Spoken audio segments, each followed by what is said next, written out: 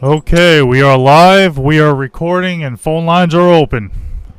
Excellent. Good afternoon and welcome to the Town of East Hampton Architectural Review Board for today's date, which is September 9th, 2021. I'd like to open the meeting with the approval of the minutes from our last meeting, which was on August 26th, 2021. Can I get a second on that, Jonathan? Yes. All in favor? Diane? Aye. And Esperanza? Okay. So I would like to, before we get into the agenda, I have a little housekeeping to do. At our last meeting on August 26th, we denied a application to 120 Han Lane, tax map in Amagansett, tax map number 0300-172-9-14. So I'd like to make a motion to deny the application. Can I get a second, Diane? Yes. All in Second. favor, Esperanza? Aye. And Jonathan? Yes. Aye. Thank you. Okay. So this was added after our agenda was originally set.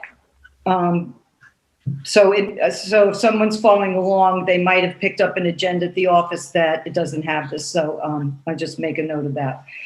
Under Historic District and Landmarks, Dustin Horowitz and Pearl Lee, tax map number 300-172-2-4, 462 Montauk Highway in Amagansett. We'd probably be looking for Tara Burke. Matthew? We have no Tara Burke at the moment. Does everybody know we went back to Zoom? David, was there an announcement? Chair, if I may. People sitting in town hall. Nora Jacobs and I sent out Zoom invites to all the Right. applicants today. Right. Thank you very much. All right, so I'm gonna move past. Thank you, Kyle. Thank you, Kyle. I'm gonna move past this, and if she shows up, Matt, you'll just let us know, and we can always, trail Circle back to it. Yes, we're looking for Tara, you said? Yeah, well, I just got a message from her on my phone, Zoom link not working, I'm on the phone. What do we do? She can watch it on LTV on YouTube. That's Kyle, correct. Can you unmute yourself? Matt, Tara Burke should be in the waiting room on the phone. And if Tara's watching, she can pull it up live on YouTube. On the phone, I do not have a Tara Burke, and in the waiting room, I do not have the name of Tara Burke. Okay, and she wrote, and Kyle, she just sent me a text on my phone that it's not working, she can't get through. So should I text her David, you said to text her and say what to go on YouTube? She could call in and then watch on YouTube instead of doing it via Zoom. So yes, she can Google LTV YouTube, LTV East Hampton, and then it comes up as a live video feed on the YouTube feed, and then she can call us. And then how does she participate? Over the phone. By phone.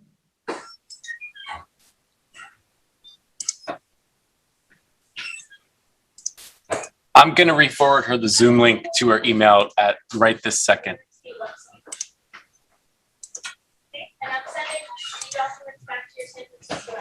I'm going to also tell her to watch the television so she can see what we're doing. What about YouTube? No, I did that already. I'm just saying, Okay. I'm going to tell her now until she gets up on it, just to, she has her TV buyer. She says, I'm watching YouTube now and in the waiting room on the phone. Okay, what's the name for the waiting rooms? I do not have a Tara.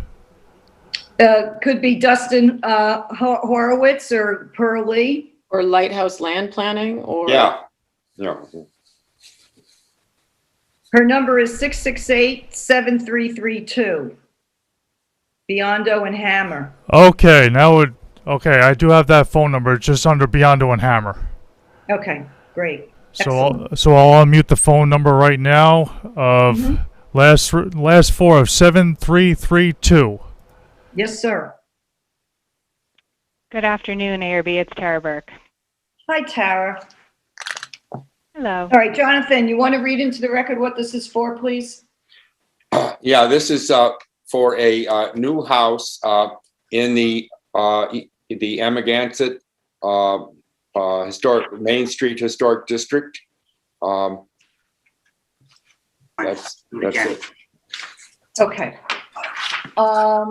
Tara, you want to walk us through, or Jonathan, why don't you just give an update on where we're at with this first, the reason why we're back at the table? Okay, the reason why we are back here is that the some aspects of the proposed house don't fit in with the overall guidelines of the historic district. Okay, and can you say what that was, please? Well, yeah, one was the siding, horizontal siding. Mm-hmm. There were other things having to do with the height, the proportions, and some materials and so forth.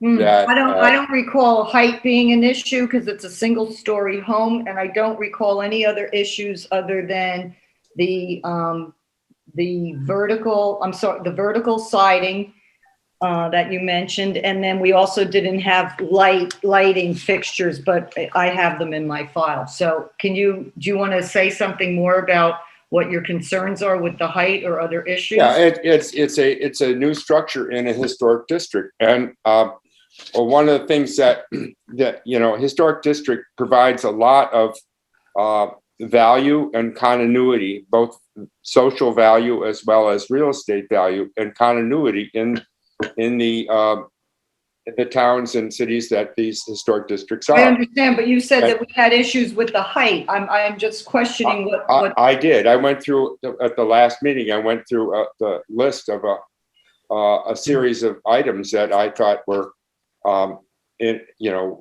not being addressed properly.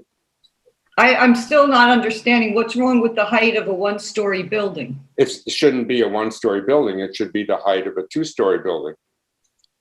It should be in harmony with the scale of the historic residences in the area. But Should there be are within the range of heights of the single-story homes in the area. What about a salt box? I mean, Yeah, there's I don't one. understand. All right, I don't so- recall this, Jonathan. All right, you go, what? I don't recall us discussing this. About it being a double-story home. There was never once did we tell Tara to go back to her applicant and tell them that we wanted a two-story home. I went through a whole list of items and so forth, and then it was postponed, tabled. Could I interject possibly? Please. So this is Tara Burke on behalf of Dustin Horowitz and Pearl Lee. Jonathan is definitely correct that he did mention, at least in my notes, the height at the last review as something that he was concerned about. But the board collectively agreed that they were fine with the design of the house as is.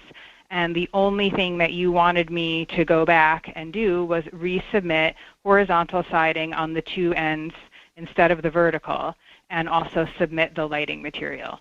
So I remember him bringing it up, but the board collectively agreed, because my concern at the end of the meeting was I was going to submit the horizontal siding, and then we would have to go back and talk about some of these other things again. And the board said, overall, we're favorable to the shape and the design elements. We just want you to resubmit the materials. Right, that's my recollection. Jonathan, do you still feel that that's an important issue for you with regards to this? One of the things, when Amagansett Square went in, a lot of people said, "Oh my God!" and they put this historic Main Street Historic District, which is a series of basically 19th century or earlier houses that had been in families forever, and it went along. And if once there's that was a long time ago. That was like 50 years ago. So the nature of Amagansett in that area on the street has been extremely stable and good, and has provided a lot of cover for all of the doubling and tripling of sizes of houses all the way along the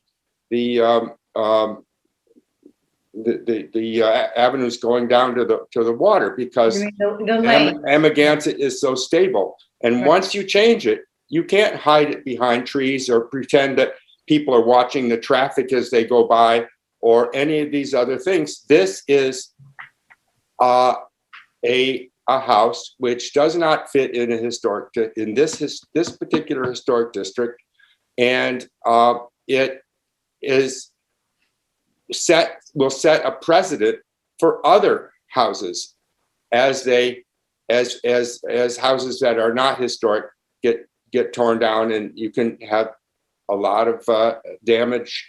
You basically. No, and I understand what you're saying, but I also want to clarify a few things. First of all, that the house that this is replacing was not a historic house that was there before. There are 2 other homes in the district that are not historic homes. The other thing to consider is if on the north side of Main Street, there are single-story cottages that are now retail spaces, Right. up and down the street. And then what came into it when they did that series of, retail stores was all single story on that as well. So I disagree with you with regards that there aren't any single story buildings that are historic in Amagansett in the district, because there are. I'm not saying that they're not historic. I'm just saying that No, I'm saying that there are historic buildings that are single story in the district. They may be retail stores now, but they were homes at one point. So, I just think that we have to, I understand and I respect everything you're saying, and I respect what the historic district guidelines say. And we were all very grateful for your review with regards to the horizontal boards. But the takeaway to the applicant was the boards and the lighting, from my recollection. So unless anybody else feels strongly with Jonathan that we want to go down this avenue with going back to the applicant with a request for a 2-story home in this, does anybody, I'm going to poll the board because I don't want to keep coming back to it. Esperanza?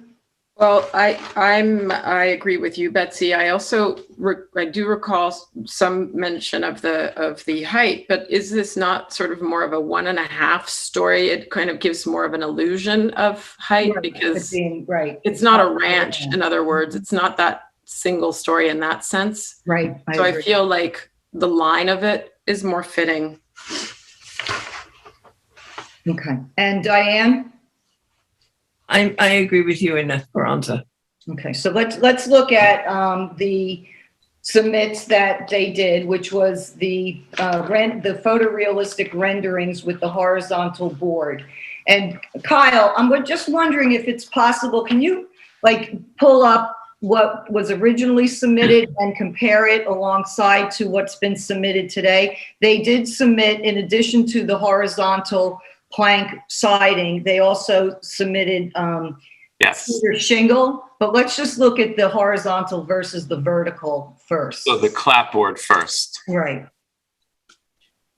That's the new horizontal. That's the first. Let me know when I'm ready. From the last meeting, what the rendering was. If we can look at it side by side, that would be great. He's doing.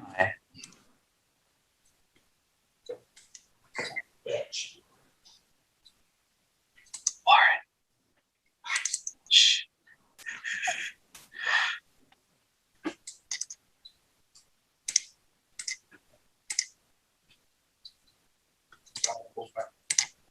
It's not the same.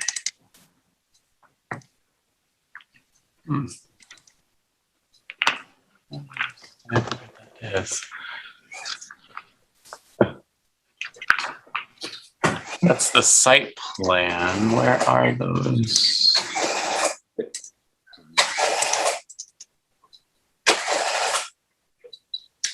So the siding that we're referencing, Tara, this is really only on the front and the back of the left and right sections, correct? That's correct. If you look, Yep. right, if you look at this as like three parts, you know, the center and then the two sections on either side, and then on the back, because everything else on the side of the house is the stucco, correct? Right. Is that right? So, Yeah. so on If you each, look, sorry, on the west and east elevations, it would be stucco? Mm-hmm. Yes. So there's I the hard submitted a copy. I submitted a copy of the conceptual site plan again with this submission because I think seeing it from the aerial view first kind of helps you understand, you know, what's going where. Right. When you look at it from above, I think it's called site plan, if that helps. We have it. It's up. Oh, you have it. Okay, great. So I'm a little behind you. Okay, so if you look at like the two H's, right, the two legs, I guess if you want to call it, the front of those are what's in question at the moment, right? We submitted that vertically, and you asked us to submit horizontally. So the front of those, and then the front, and then the back of those side pieces are the material in question. Now the insides of those, so the interior of the H, which would be like the space in the front door area, that is also proposed to be whatever siding we decide upon for the front. So when you look at the plans that I submitted, there's courtyard elevations. So that shows the siding on the interior there as well as being the same as the front. And then the long pieces of the H's, like the east and west property lines, that's stucco to match the front door and the inside back by the back deck. Right. But the area facing the street where the front door is and the two windows, that area, that plane of the house is stucco like the sides, correct? Yes. Facing the street, yes. Yeah, okay. You were just saying something about the front by the door. You mean the sides of the wooded sections? The sides of the H's, yeah, on the inside sides.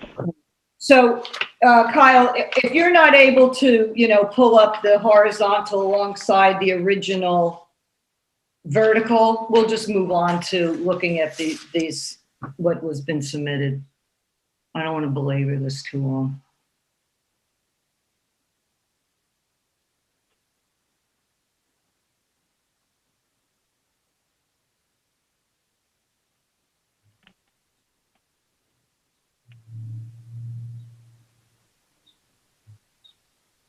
That's the shingle. So Tara, tell us why you submitted the shingle renderings. Okay, so you know, the property owners obviously really like the vertical, but they purchased this property knowing it was in the historic district, and they hear you on the fact that, you know, you didn't like it. So they don't love the horizontal, and they were hoping that you would consider the cedar shingle. They were thinking that was more along traditional lines than the vertical, and they prefer that to the horizontal. Okay. And Jonathan, what's your? That's why we submitted this. Okay.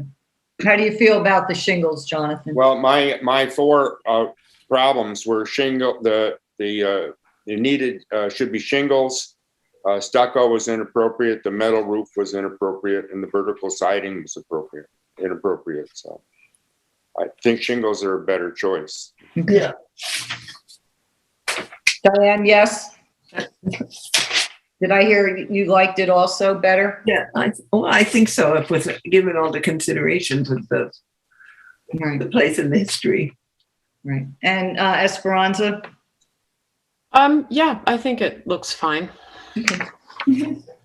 So to Jonathan's point, because it's valid, and I don't want him to think that it's not, the issues that he has with regards to this not looking like a historic house, which I don't know if that's really how the code reads, that it has to match a historic house. It doesn't.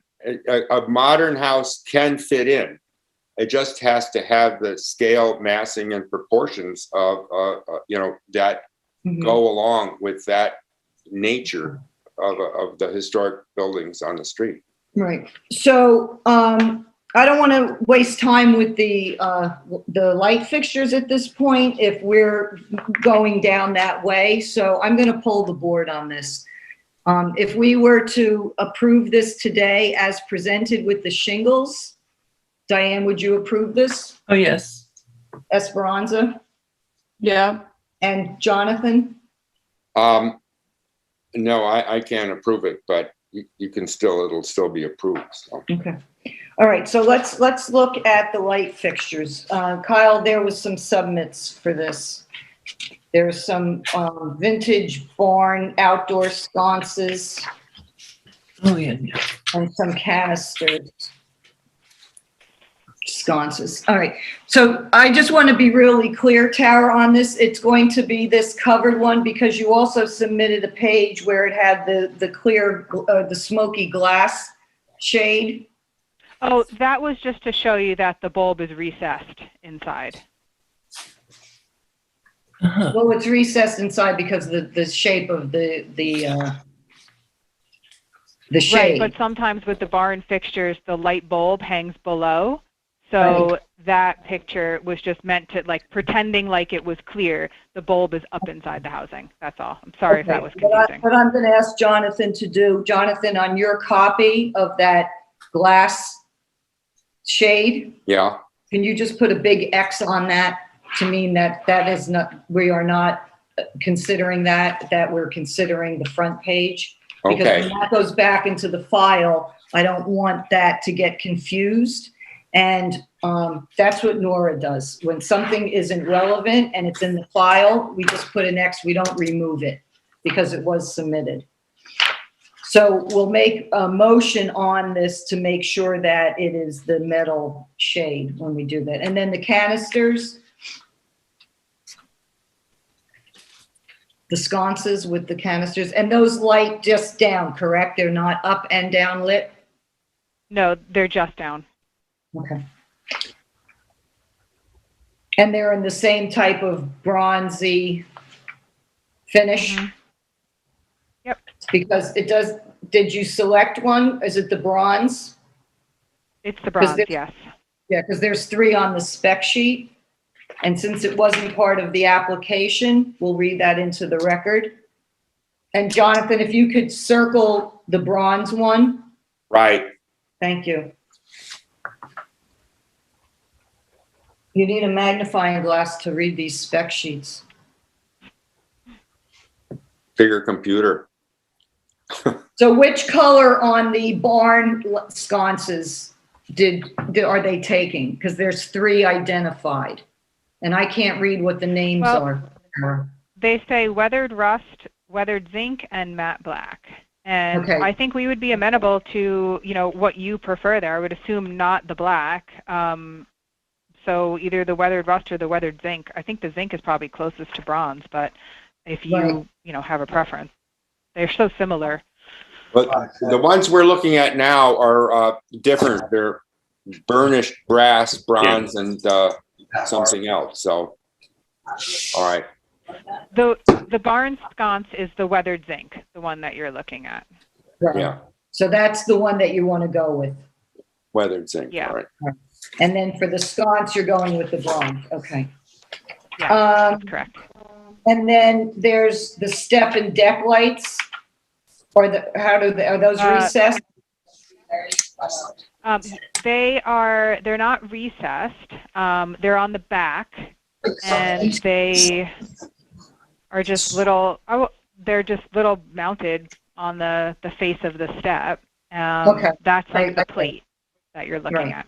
Right. I understand. So it's just on the steps that are on the deck, correct? Yes, and those would be Okay. bronze as well. Okay. Kyle, can we pull up the renderings that show where the light fixtures are going? I guess we would, let's look at the, well, it's not on the face there. Is it on the site plan or somewhere on the? Hey, I'll tell you what it's called. Hang on. Oh, elevations lighting. I see Yeah, it. the elevations. Yep, there you right. go. Okay.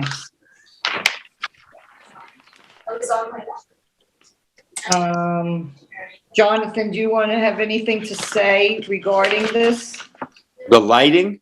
Yeah, No, I think these lights are fine. Yeah. and where they're positioned? Yeah, that's where they legally should be, so. Indoors. Sarah, let me ask you a question. We have color renderings for all 4 elevations, and then the architectural drawings we only have for the south and the north. Did we get the east and the west submitted? In the first submission, yeah. Excuse me? In the first submission, the east and west were submitted. Yes, but I'm talking about, we have new submits that if we're moving forward to this, I would need the matching one for the east and west that matches with the north and south. Because I don't think you had I can get you lamps that. on, you didn't have lamps on those, did you, last time? The lighting is now on the renderings as well. So you have all elevations in the renderings? I understand that, I just said that. Oh, okay. So what Oh, I'm I'm sorry. saying is on the architectural drawings, on the last page of the renderings for the shingles, we just have the Yeah. south and the north elevation. So I don't want to have to be Mm-hmm. pulling back, from something that was submitted a month ago, and I don't even know if the light fixtures are on it. So I would need the same type of, elevations that you have for the north and south for the east and west. That's fine. Okay. Does anybody have any questions for Tara or for Jonathan? Any comments? Diane Esperanza? I don't. David, may I ask you a technical question? Since Jonathan isn't going to vote yes, does he make the motion to approve it? Yes. Well, That seems contradictory, doesn't it? Can I make the motion? sure. Kyle, what do you think? Yeah, I think the chairwoman should make the motion. Thank you. Okay, So let's we're do it that way. And we're okay making the motion where we're just waiting for the elevations for the, the black and white drawings, even though we have everything else on the color ones. We're okay with that for the placement of the. That's fine. Okay. All right. I'm going to make a motion to approve this application as presented today, with the siding to be cedar shingles, right? Natural. They are cedar, correct? Yes, that's correct. And What type of cedar? also in the, right, and we're approving, in addition to the building, 2 light fixtures. One is a vintage barn sconce in, what is that, zinc? I can't read that. Zinc, yeah. In No, zinc. bronze and Weathered zinc. stone. Weathered zinc. No, not weathered zinc, the middle one. Bronze. For the barn lights or No, for I Yes, think for the it's barn. weathered zinc. Oh, they said the sconce. Weathered zinc, I wrote down. weathered zinc for the barn lights? But I thought that Tara, can you clarify this? Because I thought she was going with the zinc for the barn lights. That is Those correct. are- Weathered. The barn lights, yeah, Weathered zinc, yes. yeah, that's right. Well, the weathered zinc is more of a brown. There's no matching colors between those 6 options. 3 and 3, they're not. Tara, I'm sorry, I can't read this. Can you tell me what the center one is called? I can make out the weathered zinc. What is the center one called for the barn lamps? Matte black. And then what's the third one? Weathered rust. And the weathered zinc is the one you have the picture of.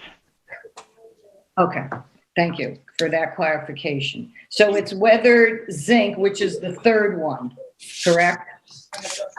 Correct. That's on the barn light, right? Right. Okay, so the barn lamps in weathered zinc and the chapeau outdoor sconces in bronze. Can I get a second? Oh, and also the step and deck lights submitted, the spreadsheet. Could I get a second on that, Diane? Yes, second. All in favor, Esperanza Aye. and Jonathan? No. All right, Tara, thank you very much. And if you could get those east and west elevations to Nora, 4 copies as soon as possible, because we won't start the resolution until we can get them, okay? Absolutely. I'll get on it today. Thank you very much, board members. All right, bye-bye. Agricultural overlay, Juno 9 LLC, tax map number 300-189-6-2.39 Tyson Lane in East Hampton, Esperanza. This is an application to seeking approval of an existing generator installed by the previous owner. As you said, this is an agricultural overlay district, and I did go out to visit the site. The generator is a 48 kilowatt generator measuring 6 feet 5 inches by 2 feet 9.5 inches by 3 feet 9 inches, and it is entirely surrounded and screened by the dense holly shrubbery, which is probably about, I don't know, 5 feet, almost 6 feet in height. And this is all located near to a parking area, the pool and guest house, and this entire property is just completely screened and enclosed. So really no one can see this from any other property surrounding. All right, is there any photos that we can just look at real quick? Yes, I think the applicant sent several, as did I. So there it is. Oh. That's screening. Yeah, it's painful probably to try and service this thing. So I see no issue with it. As you can see, it's really in the middle of this property. It's not holly. They are holly. Oh, they are holly. Mm-hmm. Prickly holly. Yeah, that would be painful. Yeah. Once a year to be serviced. Okay, Esperanza, you want to move this forward? Yeah, so I make a motion to approve the application as submitted. Can I get a second, Diane? Yes, second. All in favor, Jonathan? Yes. And Betsy, yes. Okay. Thank you, Esperanza. William and Mary Mott, tax map number 300-157-3-1.2439 Stephen Hans Path in East Hampton. Jonathan. Before I move into Jonathan, Matt, is there anybody waiting for this on the line? Come in. On the line, we do have a few callers. I don't know which one's going to be William and Mary Mott, though. Yeah. You want to see if there's anybody in? Okay, so let's Let me unmute. I know Lori Wilshire or Jean, somebody from Land Planning is in because they're up next. I do see Lori Okay. in the waiting room. That's fine. So let me unmute some numbers and find out what's going on. Great, thank you. Okay, let's start out with last four digits of 4100. Hello? Can you Can you identify hear me? yourself, please? Yes, can you identify yourself? Hello, if you can hear me, this is Sue Lynn Farrell, and I am waiting on a final fence review. I'm a 212 number in New York City. And you're waiting for who? That's a CO. There's something under fences. It's a Yes, CO for on a page fence 4. review. There was an inspection done, and now it's being brought back to the board today for final approval. Okay, you're Sue For Lynn CO. Farrell, did you say? Yes? I am, yes. Okay, yeah, you've got a way to go. Hang in there. Okay, Okay, thank you. you're welcome. Thank you. Okay, let me go into last four digits of 2690. And Matthew, if you can ask them to identify themselves for you, please. Okay, and call, you're alive, 960-2590. That's me, that's Rich Ferber. Yeah, that's me, Rich Ferber. Oh, Rich Berber, okay. You got a ways to go. Hang in there, Rich. Oh, okay. That was the number that he came up with. We can't get Zoom to work for some reason. You're not the only one. That happened to our last Oh, applicant. okay. Rich? I don't feel so bad. Rich? Yes. I do have you in a waiting room on Zoom. Rich you Berber do? Landscapes, yes, I do have you in a waiting room. Oh, okay. Oh, so when it's my turn, it'll actually come up? Yes, I'll bring you in, yes. Oh, okay, perfect. Perfect. Okay, great. Sure, Thank sure. you so much. Okay, Betsy, Yes. maybe if you could just make an announcement that, to all the callers or whoever now, that they're going to be let into the waiting room when their application is called. I think that's the confusion. Okay. Thank you for making that announcement. Yeah, you did it, but I did it, but. okay, I'm gonna unmute one more number that we have not talked to yet. Okay. And Kyle, I'll take any assistance I can get today. Okay. Okay, and the last four digits is 1760. Hi, that's Donna for 37 Town Line C of O. I believe I'm at the end. Okay, hang in there. Thank you. All right. So, Jonathan, Yes. let's read into the record what this Okay, application. this is, 39. this is for,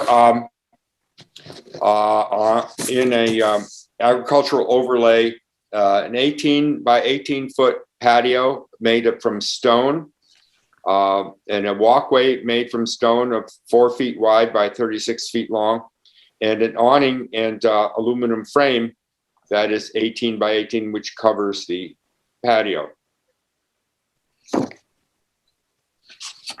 There it is. Is that your photo or theirs? I think it's theirs. I took a different one. All right, let's just go through the photo so we can get an idea of what's going on here. This is mine, I think. Mm-hmm. Oops. And what is that across the way from it? Is that a pool? On the left? Yeah. Yeah, no, it's a farm. Farm field. That's a farm. That's the ag. Nano 1226. Nice. And how big is this property? Is it very large? I've never been on it. It's an acre or more. Nice. It's nice. It's right on that farm, and trees on the other side. So Okay. this shows the back door and the patio and the farm and the relationship of the building to the farm. Right. And this is the one with the dog and the smiley face in the front, right? Can we see that picture, Kyle? Dog and a smiley face. I love this. Wait till you see this. It's worth it. We need a little levity right now. There's the frame. Right. That's what you would see all winter. Maybe that was my photo, I guess. Yeah. No.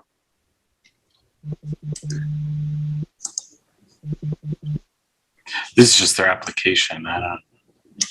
Yeah. It was the photos that they submitted the last time. Okay, yeah, I don't have them right here. You do or you don't? I don't know. I can go into the folder if we have No, to. that's fine. If you don't have them handy, that's fine. This is all we're dealing with is the Let me just walkway tell the and- board that they were Patio. before us the last time for a generator. And when the building inspector or somebody was out there, failed to mention to them that when he told them they needed to come to ARB for the generator, he never told them that they needed to also include awning. So I guess then somebody came out and said, oh, you need ARB approval for the awning. So that's why they're back ahead in front of us. So does anybody have any questions for Jonathan? And there's no one on the line, so we can move this forward. Esperanza or Diane? No. Yeah, I don't have any questions. I just noticed, of course, that those are sliding doors. I would just caution that, you know, the lights are not, if they're, you know, that they must be shielded. What Especially lights? The lights underneath the awning or by the door. Let's see the photo. Yeah. Meaning that they may not be dark sky compliant. I can't see them, so I'm just The one- there- pointing there's it a out because photograph, facing, it's just it's a very small thing. It's not a large structure. But I Kyle, just, if you can find this picture, we'll be able to see the light fixtures pretty easily. It's the one without the cover. Because I'm sure most 9 months out of the year or so, 6 to 9 months, they don't have that awning cover up anyway, right? During the winter, snow. Well, here. Oh, look, I'll show you. Adriana, I need a work order for 490. There you go. Can you blow that up? And Michael, somebody didn't mute themselves that are in. Somehow Jim from Active went there to hook up the, Is that Mr. Sperber? Can I think you that's ask him Mr. to Sperber. unmute himself or yeah, to mute me. mute me? Jonathan, do you know can you make him bigger? it's hard. Why don't we get? It's hard to say what this actually is, Yeah. Sometimes. but maybe in the actual photograph, the first photograph that we looked at might be able to be enlarged better. Yeah, go up in there.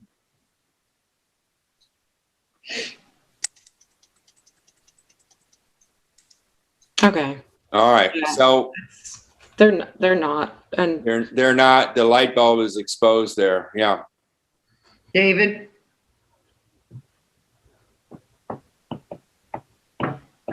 What's the question, Betsy?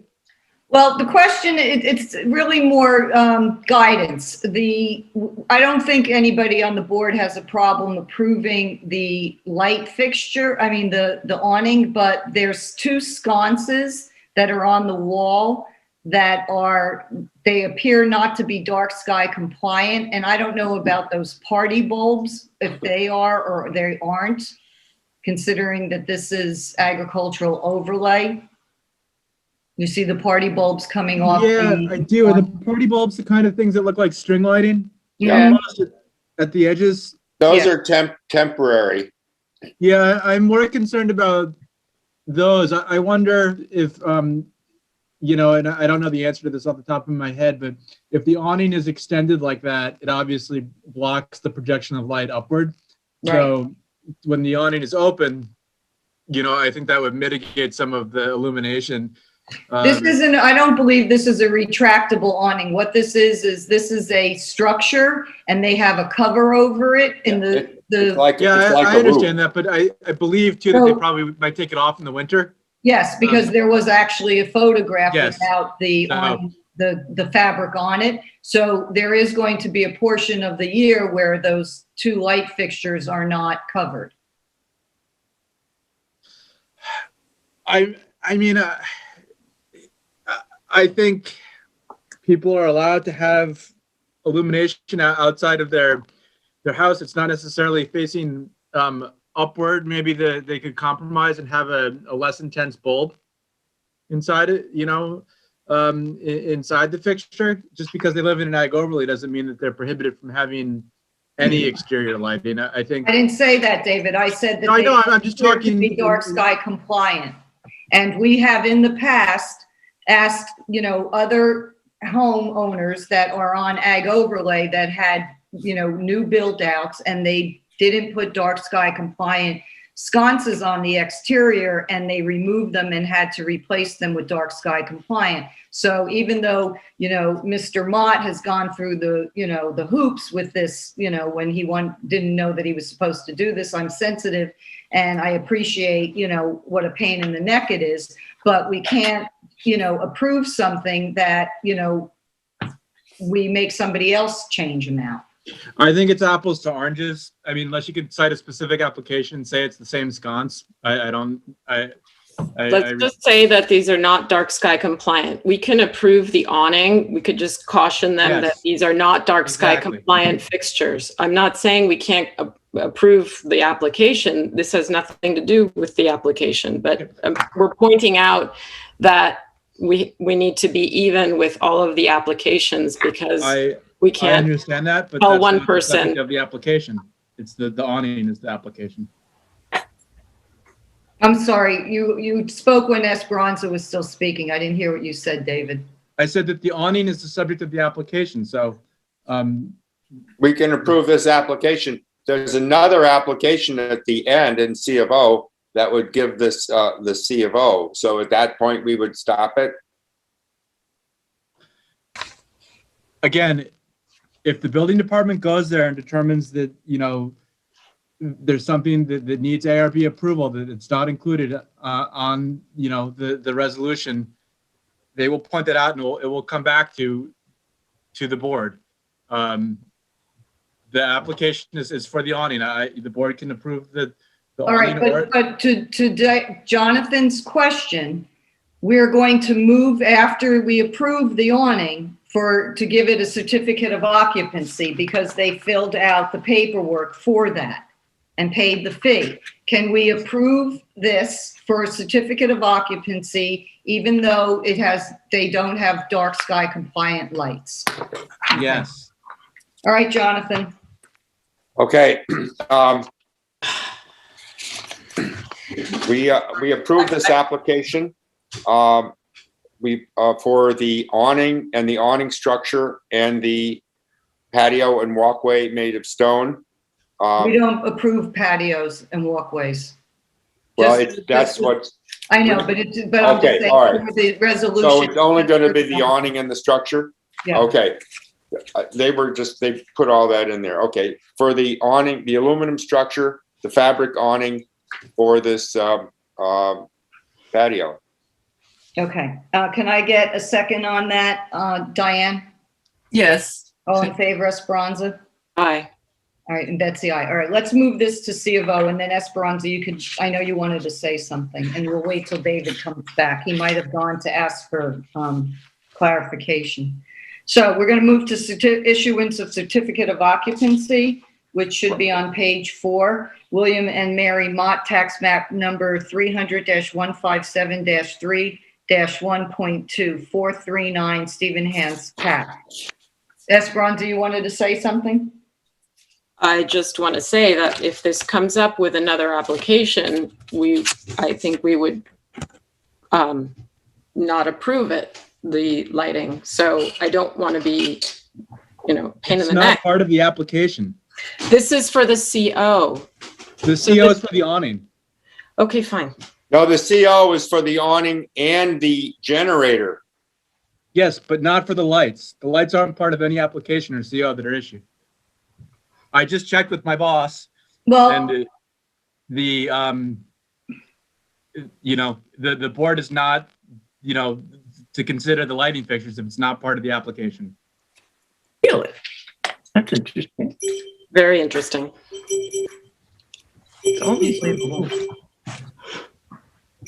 okay. Jonathan, you want to make a motion on this? I move that we notify the staff that we have, this application is ready for C of O. Can I get a second on that, Diane? Yes, second. Esperanza? Aye. And Betsy, aye. I would like to, though, make a memo on this to the staff that we've discovered in reviewing the application for the awning, that it appears that there's 2 exterior sconces that do not appear to be dark sky compliant, and if they can bring them into compliancy.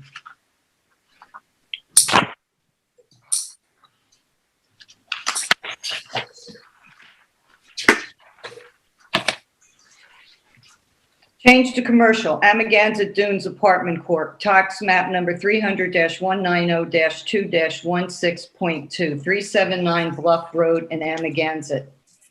This would be Lori Wilshire, Matt.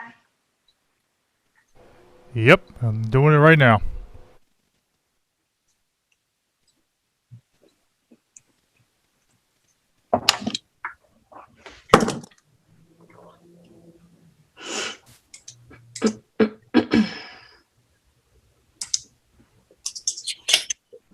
I'm here.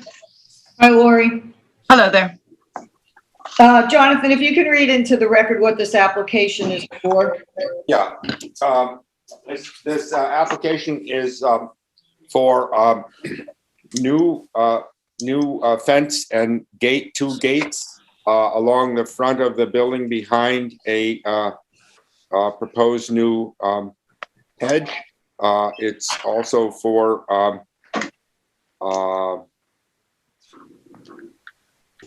I think that's what it's for, right?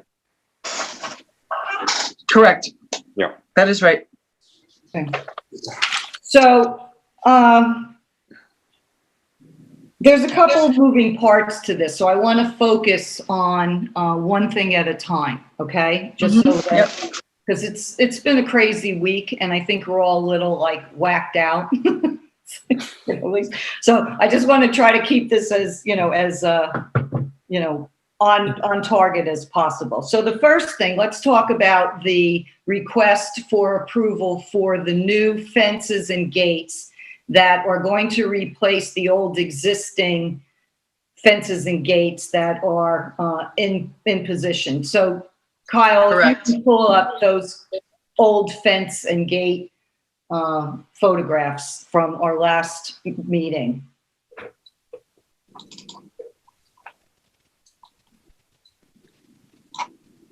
Here we go.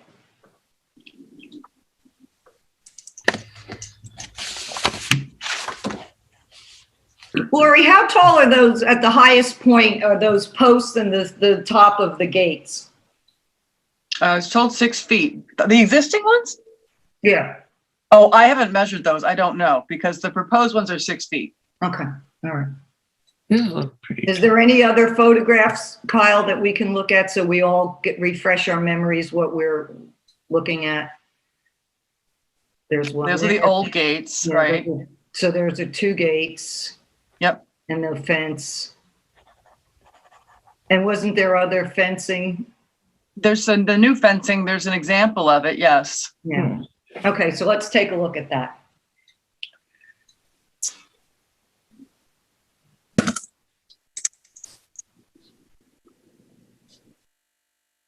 Nope.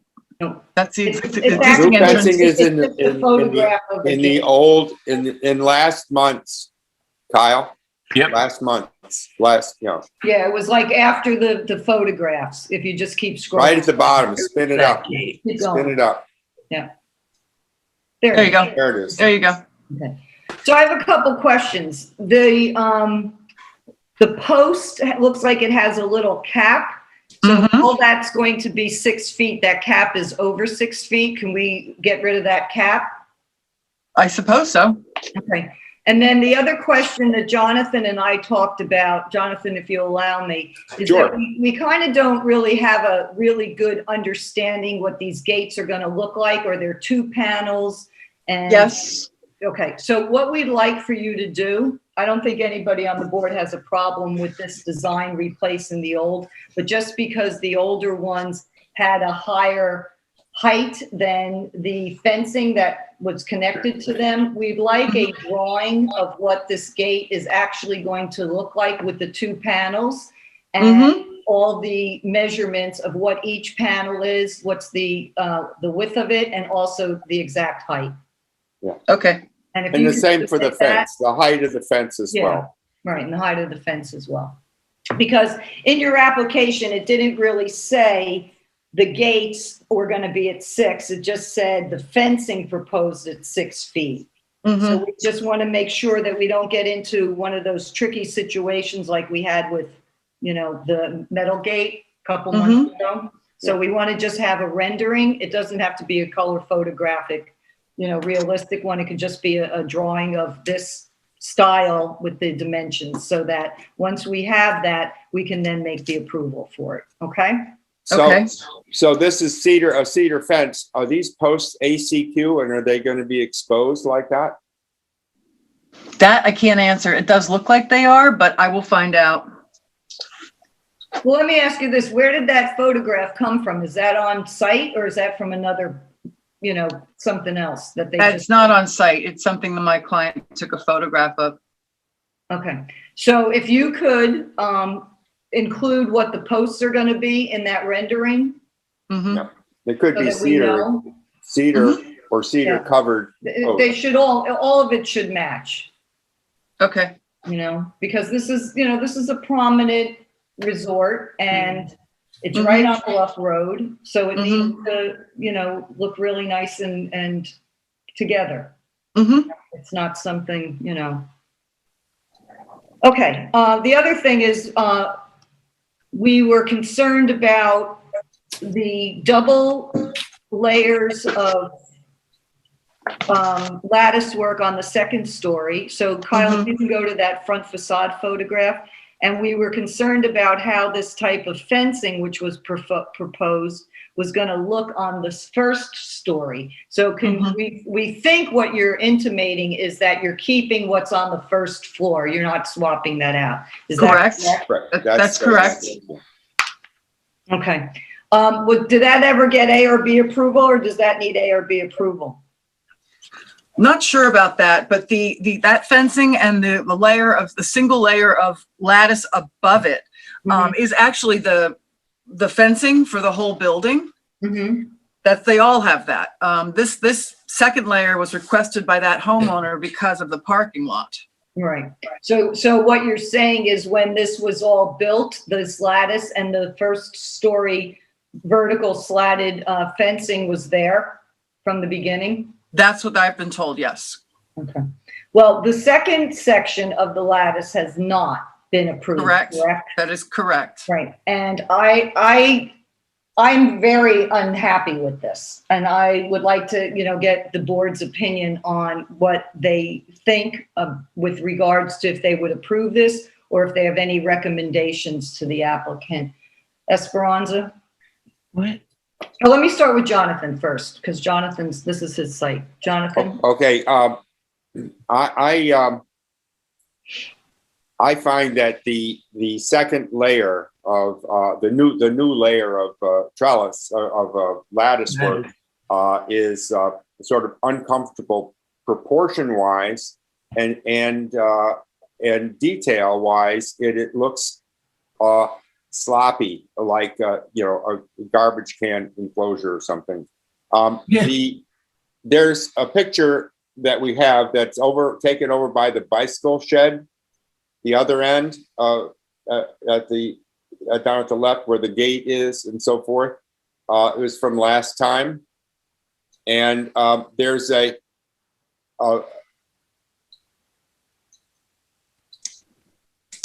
yeah, probably there. That's it. The 8771, I think. Yeah, that one.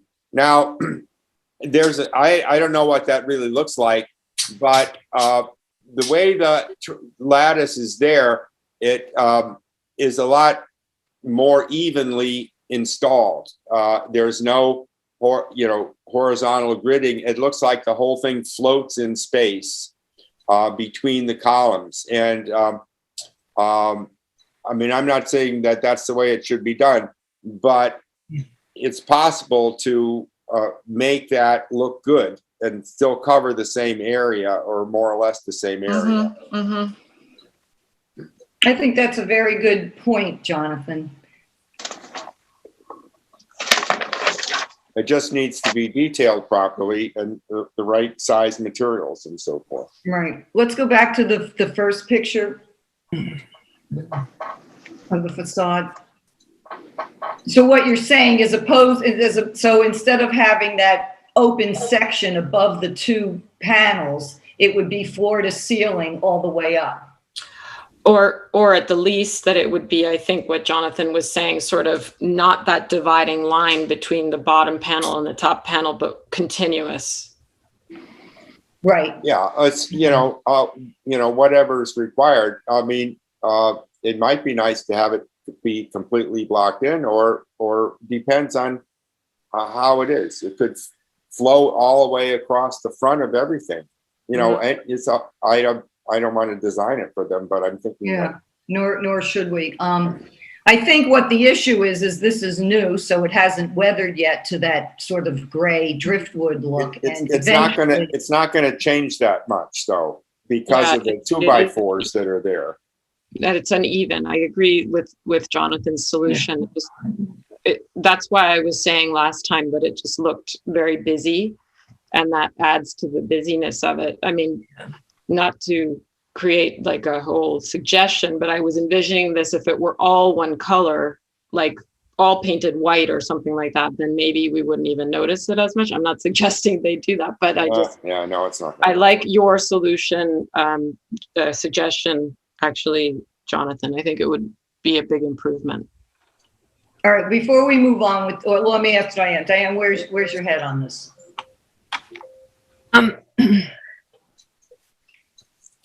What is the reason for this additional height?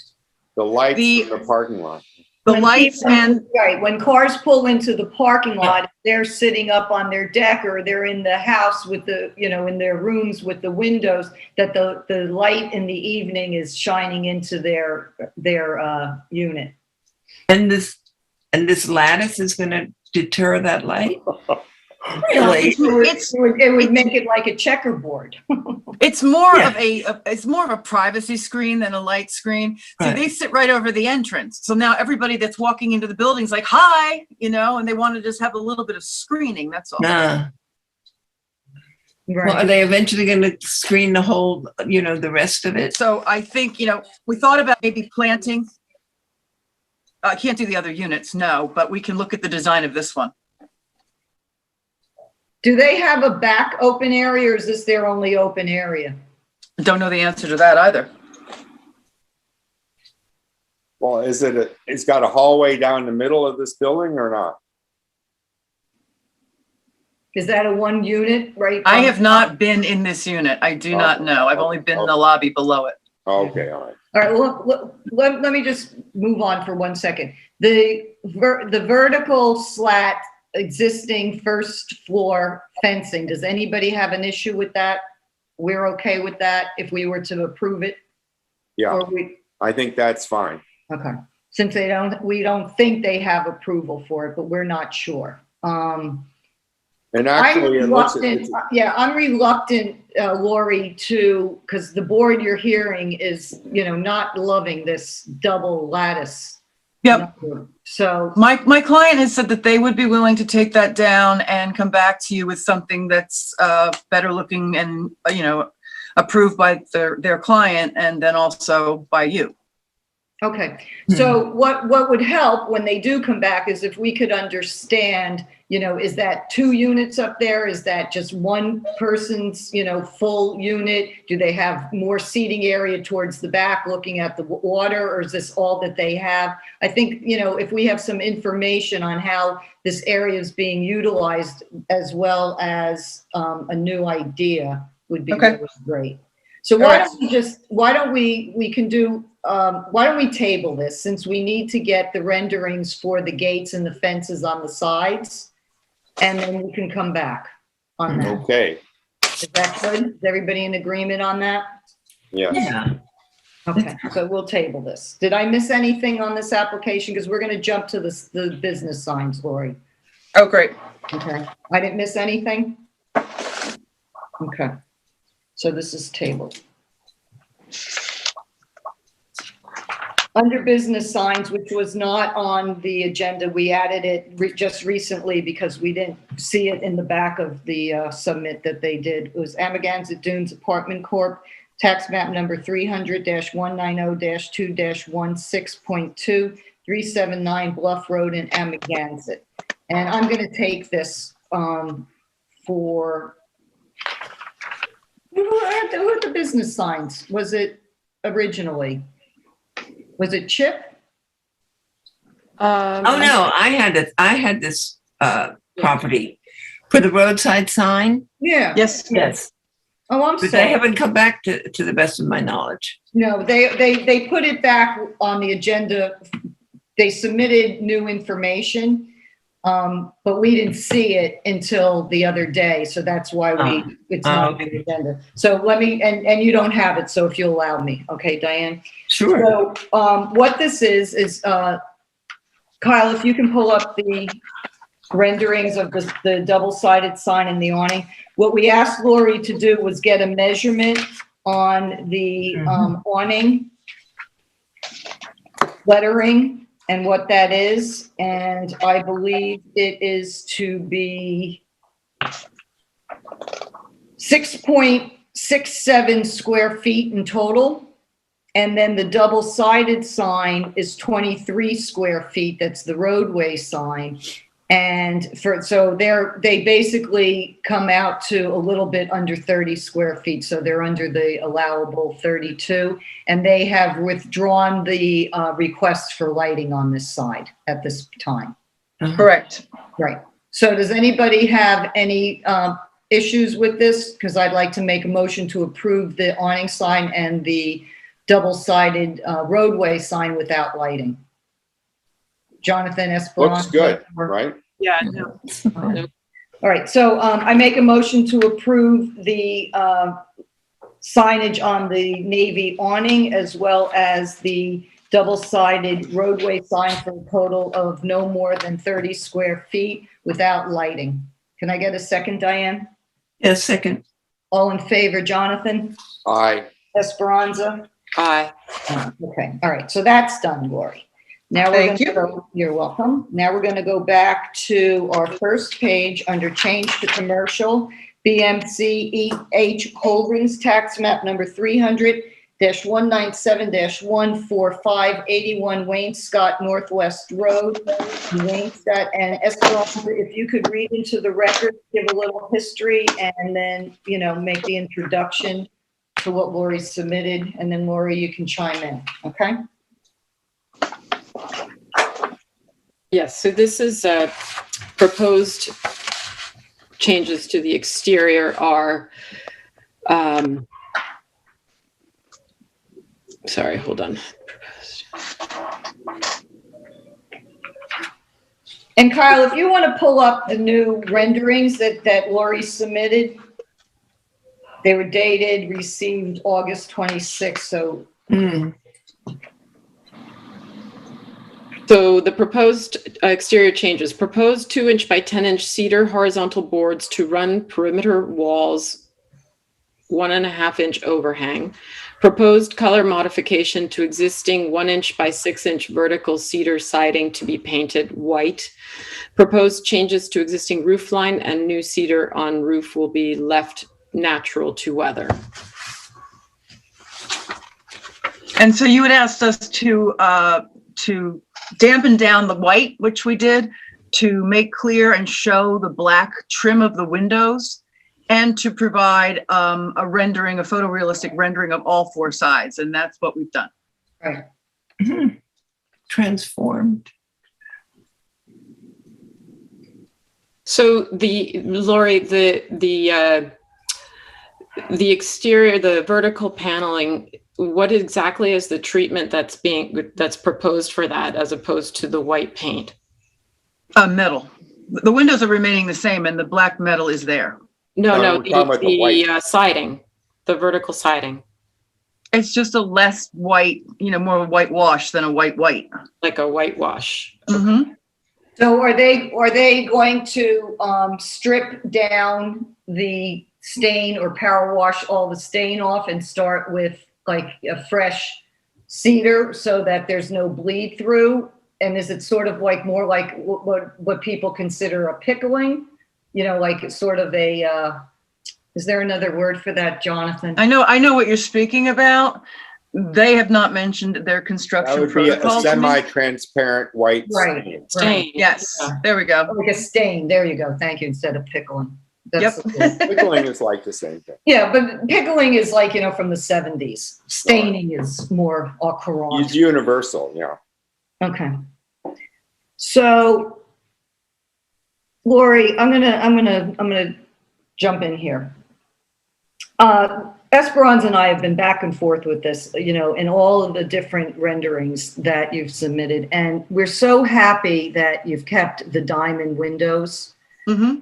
And Which, by the way, they echo the M in Mountain. Oh, nice. Okay. All right. That's true. Who would have known? So I'm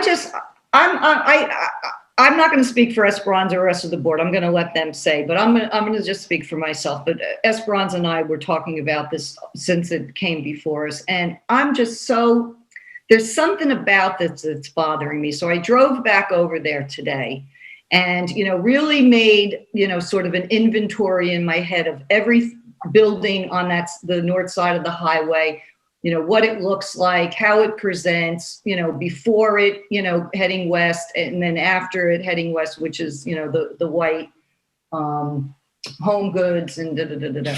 The way that and this is my take on this, the way that this is positioned in front of the dark brown wood stain professional building behind it, I think it's going to make this stand out like a big white elephant. If there wasn't, like the darker wood building behind it, I think it might have blended more into just sort of, the busyness of the area.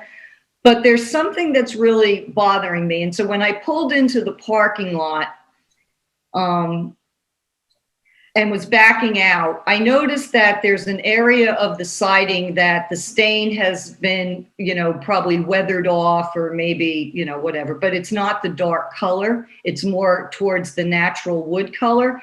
And I thought, what, maybe if they just power wash or, remove the stain, which they may have to do in preparation anyway, to stain it or paint it or whatever, that they look at it and think maybe we like it natural. And I think it would work better in the area and it would blend more with what's behind it. Do you think that would be a consideration? And then before you answer, let me ask the board what they think, what I just said, and if they have any other suggestions. Do they like this better? Like, where is everybody's head on this? Diane. Isn't Goldberg's white? No, it's gray. It's gray. Oh, right. It's gray, right. But the fish store is white. And Serena and Lily. White. It's It's not exactly an architectural wonderland, that strip there. No, but we have an opportunity. We're trying to improve it. That's I know. So I just don't want this to like stick out like, there's something that I'm really resistant on this building for some reason to do this. We can always add more vegetation. My client's very eager to get in there and clean this site up and get into his building. And we've been at this for like 4 meetings now, and he's getting very frustrated. All right, well, this is the process, Lori, and I'm going to also say this, and then I'm going to really open it to the board. When I was there, I was so disappointed in what they did to that sign. They took a black spray paint and spray painted everything that had any kind of number or lettering. It looks so derelict. It doesn't even look like East Hampton. I've actually told them this, and I've conveyed your sentiment to them. They could have, they own that property. They could be in there cleaning that thing up. They have all this like white paper sort of hanging off the windows. I understand. So unattractive that I'm reluctant to do anything until they go and paint over that black spray paint on that roadway sign. That is so disrespectful to this town. I can't tell you. It's flooring to see it. Like I just was beyond. If they had, why couldn't they just get white paint and do it? I think they could take the sign down. It was a for sale sign. That's what I. Well, I thought maybe they didn't want to take the sign down because then, you know, if they want to put a sign up and it's grandfathered, you know, and if they take it down, then maybe it wouldn't be. I have no problem them leaving the sign, but to take a can of black spray paint and, you know, make it look like some kind of graffiti in a subway is just beyond my comprehension. So I'm not a fan right now. I'm just telling you, okay? Because it's really very disrespectful to this town. So that being said, Jonathan, and where are you on this? Well, first of all, you know, it's extremely tricky to redo a building and make it look like it has its own integrity. But what you've done here is that there is major move of the roof, you know, the horizontal roof things. That's one swath of color and image, and then the white stain is another, you know, image. But the windows and the black are fussy. And what's the word you used? Fussy? Fussy. They're individual. It's not like a swath. And I'm thinking that several things. One is on the so-called diamond windows, where it comes out to a point between the windows, that whole area would match the window frame. So that would be so-called black. And that would give that instead of two windows, a one window kind of look, a bigger, greater look. And on the front, you have like a half an inch or an inch of white running down in between each window. That should be, you know, match the frame. And if you did that, I think it would have a more complete look. It would look like like it would be a good, you know, a good building. You know. Can you, Kyle? Can you turn it to the front image so I can see what we're talking about? You see, so see just beside the door. Beside the door, but see the panes of glass on either side of the door, right in the middle. Yeah. There's a white strip down the middle. So the two white strips next to the door, you want to see black? Yeah, but also between the windows. Between the windows, see those? Those are supposed to be black. Okay, but they're not. All right, so they should be black. Well, are they? I can never remember. Are they one expanse of window, or are there actually two windows? There's two windows separated by black metal. Okay, so there should not be. There's no siding in between the windows, so I'm just coloring them in on my thing. Okay. I disagree, Jonathan, with the black spans on that back side. I think that's going to look very odd, and just I understand how you don't like the white line, but that goes away.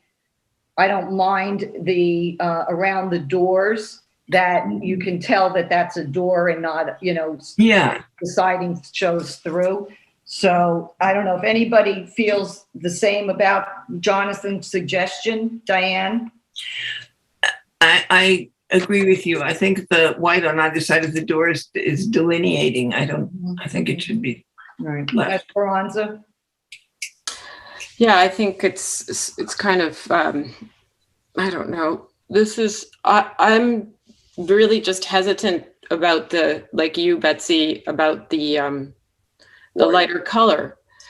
And I've been, like you, I've also been looking at different examples that I could equate it with. And I mentioned to you earlier about someone I know who power washed the siding, and it just looks very elegant, because I think that I don't know. I'm almost just thinking how this could be inverted so that the bottom would remain the natural wood, and then that new roof horizontal board would be something that could like a stain, as opposed yes, to that would separate it, but wouldn't be the gray. All of it just looks sort of upside down to me. This seems top heavy. Yeah. And I know we have the example of Serena and Lily. It just doesn't, for some reason, this is not the same. The windows are larger there too. Yeah. Well, it's retail and this is office. Natural wood would be. And I don't really think you can really compare it other than to just the color story to Serena and Lily, because it's a completely different building. It's bigger, it's longer, it has more presence. This is, a more of a petite building. So, Lori, I think what you're hearing from the board is that,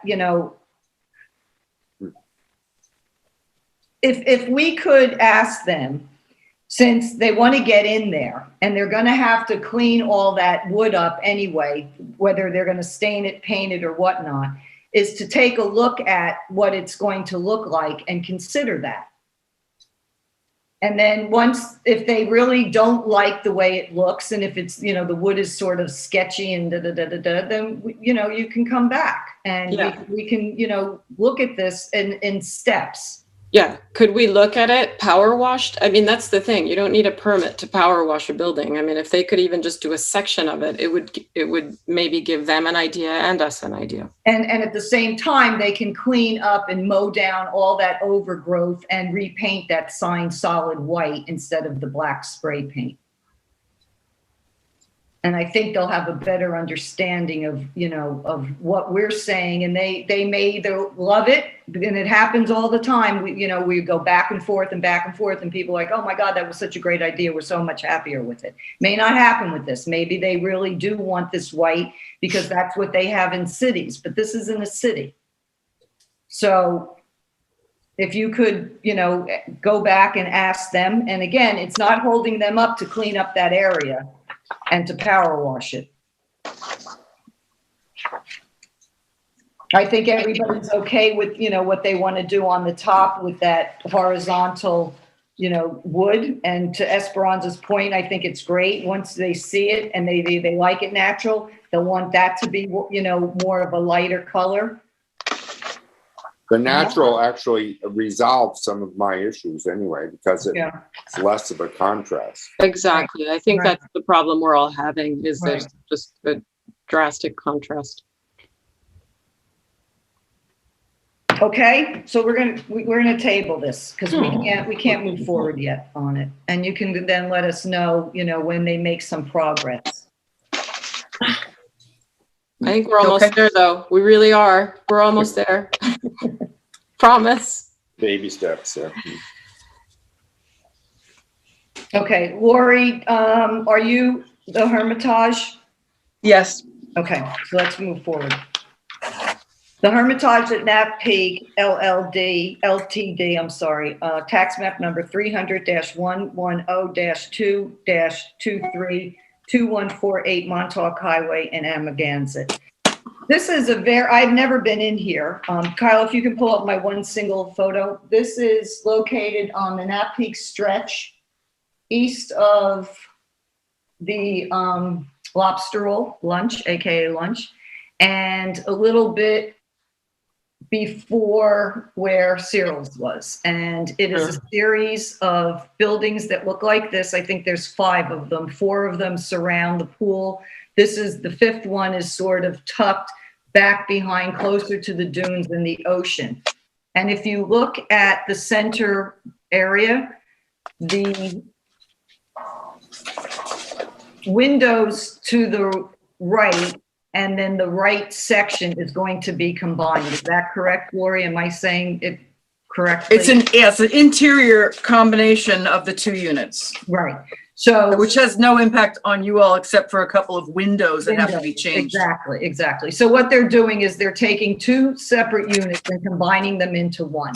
And I guess at some point they had swapped out the type of casement windows that are existing on this building, and they have a newer, same type of window, but it's just, if you can show the, the spec sheet on the windows.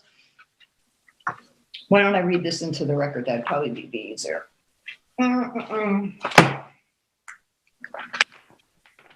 Proposed project is to combine 2 units, E6 and E7, into one 4-bedroom unit. Proposed exterior work is to include the replacement of 4 bedroom windows with code-compliant egress units to fit in the existing openings. The new windows are intended to match the existing window design and finish currently throughout the complex. The proposed windows are Fenestrate MQ Inc. Did I say that properly? No, I'm not sure. Ministry. The name of the company. So those are the existing windows. And then there's the new window. So it's just a swap out. I don't have any questions. This is a lovely complex. It's so neat and clean. The lawn is beautiful. So does anybody have any questions for me or Lori on this? No? Hello? Are we still here? Okay, I'm going to make a motion to approve this application as presented. Can I get a second on that, Esperanza? Second. All in favor? Jonathan Yes. and Diane? Yes, that's fine. And Betsy, yes. Okay, all right, thanks, Lori. Do you have anything else? Yes, I do. I have Ripner, which is actually under John Yep, Conceptual and Berms. Okay. Cantarella and Samantha Ripner. Okay. John Cantarella and Samantha Ripner, tax map number 300-20-6-7, 10 South Fulton Drive in Montauk.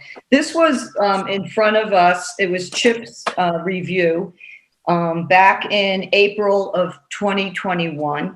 And if you recall, this is down a sort of gravelly dirt road off of Old Westerlake Drive, and the houses are along the north side of the street, and they face the south side, which is all wetlands, and then further south is the ocean. So we're back on the north side of the highway, but this faces south. The wetlands are beautiful. You know, they're very scenic, and it's a nice little road, and they have a 6-foot retractable horizontal panel gate that they would like approval for. If we could see that. Who was that just showed up on our screen? It's Mr. Cantarella. Is it? Yes, hi there. John? Hi, John. Hi, how are you? I'm good. How are you doing? Good, thank you.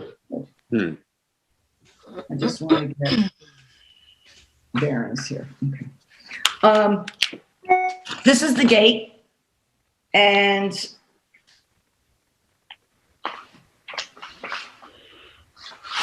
I'm going to read into the record what this is for.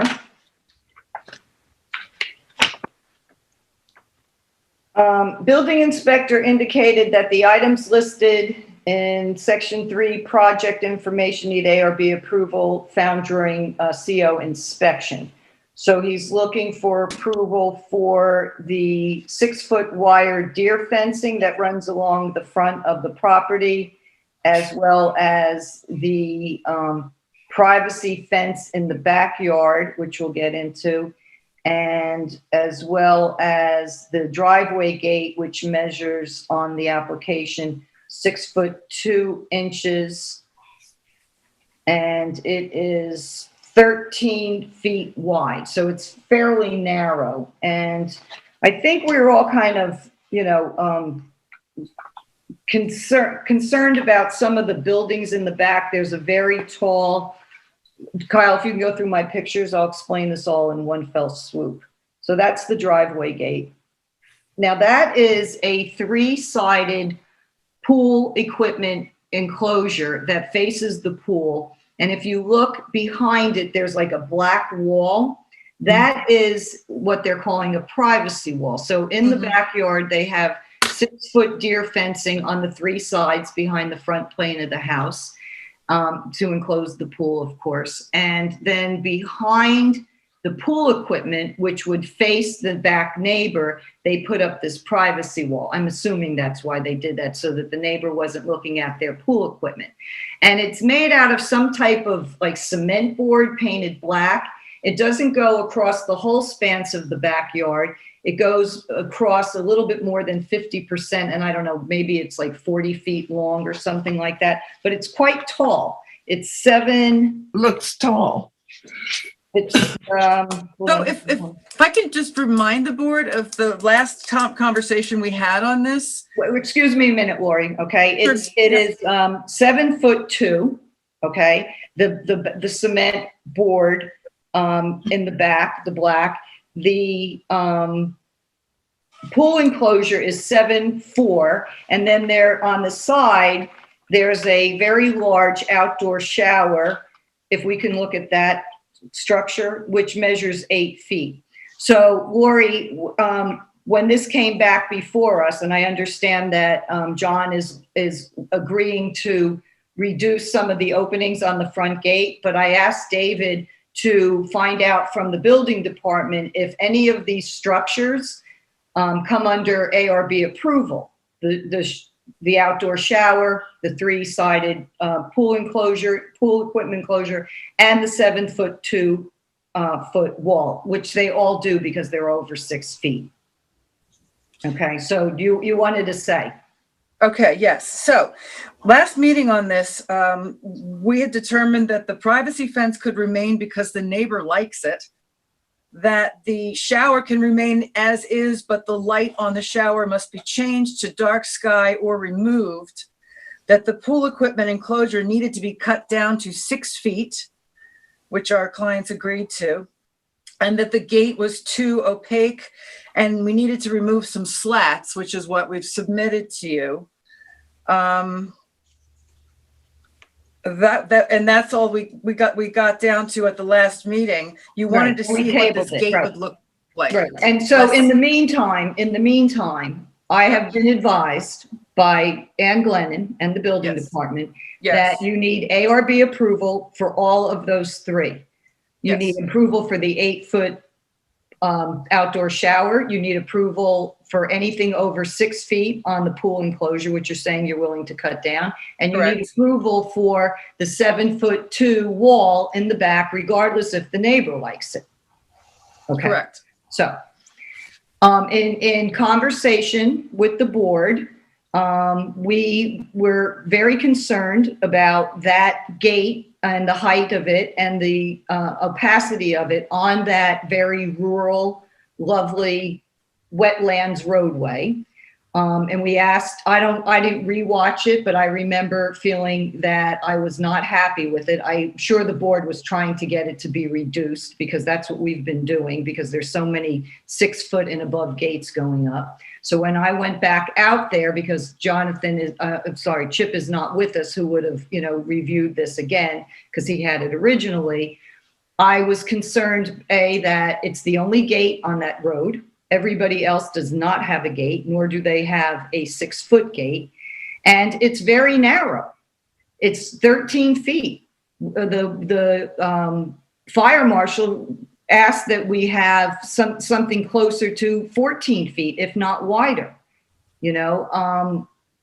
It's just, I don't know. I don't see by removing every other board that this is going to change this. And the fact that you have the entire property enclosed with 6-foot deer fencing, I understand that those structures are hidden in the back. Nobody really sees them. We do have the ability to approve up to 8 foot on all 3 of them in the back. I should note that the fencing on the back and the sides was part of the 2011 CO. Mm-hmm. And I know that you were going to bring up something to do with the concrete walls that surround the driveway, and they were shown on both the 2004. Well, and CO. I asked David about the concrete walls, and he said, for the driveway that are below grade, he said that doesn't come under our purview because it's below grade. Okay. And the 6-foot deer fencing in the back doesn't come under our purview because by right you can have 6 feet in the back on 2 sides in the back. Mm-hmm. So what the concern is the 6-foot gate, which does not have ARB approval. and that you have 3 structures in the back that you don't need ARB approval if they're all at 6 feet, but the ARB is allowed to approve up to 8 feet. Okay. And those also can't be seen by anyone except Right. for the neighbor that actually likes it. Right. I said that. Okay. Yes. And look, it's a nice piece of property. It's a nice house. It's very well maintained. It's very nice. I'm just not willing, and I will poll the board, to approve the 6-foot gate on that street. And I don't want to start setting a precedent if some of these older homes start turning over, like everything else is happening out here. Once one has it, then they all want it. And I don't want Montauk to start to look like LA. I'm just really, it's a pandemic, honestly. So my suggestion would be is if John and Samantha would consider lowering the gate. If they're concerned about people driving into their property, they can have a 4-foot gate by right. They can cut that thing in half. And we would be, we'll poll the board, but I would be willing to move forward to approving what they have in the back, if they would be willing to lower that front gate. That would be my recommendation. The problem with lowering the gate is that now the deer can get in and they have children, and that's what they don't want. Well, the deer can jump over that 6-foot deer fence like nobody's business. And and again, so everybody else has to have deer on their property because this is all enclosed. The deer are everywhere. And if you don't like deer, you don't move out to the east end of Long Island. And a 6-foot gate is not going to stop a deer from jumping that. They could put some type of fencing that goes from the front plane of their house over to their property line. If that would be 6 feet by right, that they can have that. And Say that again. Say that again. From the plane of the house to their sides of their property, they can have up to 6-foot gate. I mean, like a pedestrian gate and a fencing by right to enclose their backyard. Right. Diane, what's your take on all of this? Yeah, I'm with you. I think this gate cannot be allowed. And I'm never for enclosing 100% with fencing. I'm never for it. I think it's inhumane. Can I just make just a couple of comments just so you have the context? We actually bought the property like this, knowing things were not in compliance, but to be honest, we thought it was beautifully done and well maintained. We do have a child and a dog, and that's why we want to keep the property enclosed. And when I have had deer on the property, when we left the gate open, they have not been able to jump the fence because they've tried. But it's enclosed and you can't see it. I guess my question, it's been there for, it seems like 11 years. And I do think that our property is incredibly well maintained relative to all the other properties on the road. When I go up and down East Lake and West Lake Drive, there are many, many, many 6-foot gates along a very, very, long thoroughfare where there is a lot of traffic and but John, that's not your neighborhood, okay? Right. Your neighborhood is South Fulton and Old West Lake, and there's maybe 2 gates. There's maybe 2 gates on Old West Lake, and I don't know. There are many more gates on Old West Lake. Well, can I ask a question? Yeah. There's number 22, number 42, number 68, just to name a couple on Old West Lake that are gated and that are 6-foot fences. I guess, look, I understand. I just would love to figure out a way that we could, if we can make it more opaque, just so we don't have to take it down. It's a huge expense, and I do think it matches and it looks very nice. Even our landscaper that lives at the end of the block comments on how nice our property looks. So I'd love to find a way that we could, find a way not to have to remove it. David, what did you want to say? Yeah, I just wanted to ask if the application also includes the fence to the right, which looks to be about the same height. It's 6 foot in the front, yes. Okay. They need ARB approval for that, right? They have the ARB approval for that? No, they need it. Okay, good. That's all I wanted to know. So it includes both, right? They basically need ARB approval for everything. Okay. Except for the 6-foot deer fencing in the back. Got it. Thank you. Esperanza? I would agree with both you and Diane that this is not in keeping, and we have no idea whether those other gates that are referenced have been approved. So it's not a comparable situation. Well, it's the same situation as what we experienced with Louise Fisher and Philip Bruno last week, where it was determined that those East Lake properties are on the lake, and because the lake is the front, the rear is not. This is not on water. No, I know this is not on water, but you're asking whether those gates are approved or not. Those gates are in the rear yard, so they don't need approval, but there are plenty of gates in this neighborhood on Old Westlake Drive. And another one. I'm going to tell you, I'm up and down that road doing site inspections all the time. I'm well aware of the iron wall of, iron fences and gates that are 6 feet. And I'm also aware of an old wooden one, and now the one that you just referenced, so that's 3. And other than that, there aren't. This is an area where people, pull in and out of their driveways all the time. They live here either year round or they don't, and I just feel that this looks like, a penitentiary, and I'm not happy with it. I wasn't happy with it before. So, I'm reluctant. So we can poll the board to see.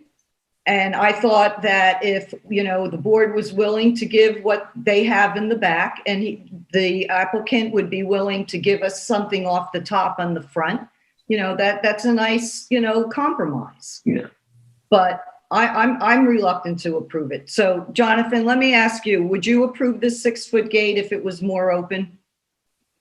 I believe in 4-foot gates. Esperanza? I agree. Diane? I agree. I would not approve it. Okay. So we're not approving the gate. And until we figure out what we're doing with the gate, we're going to hold off on approving anything else in the back.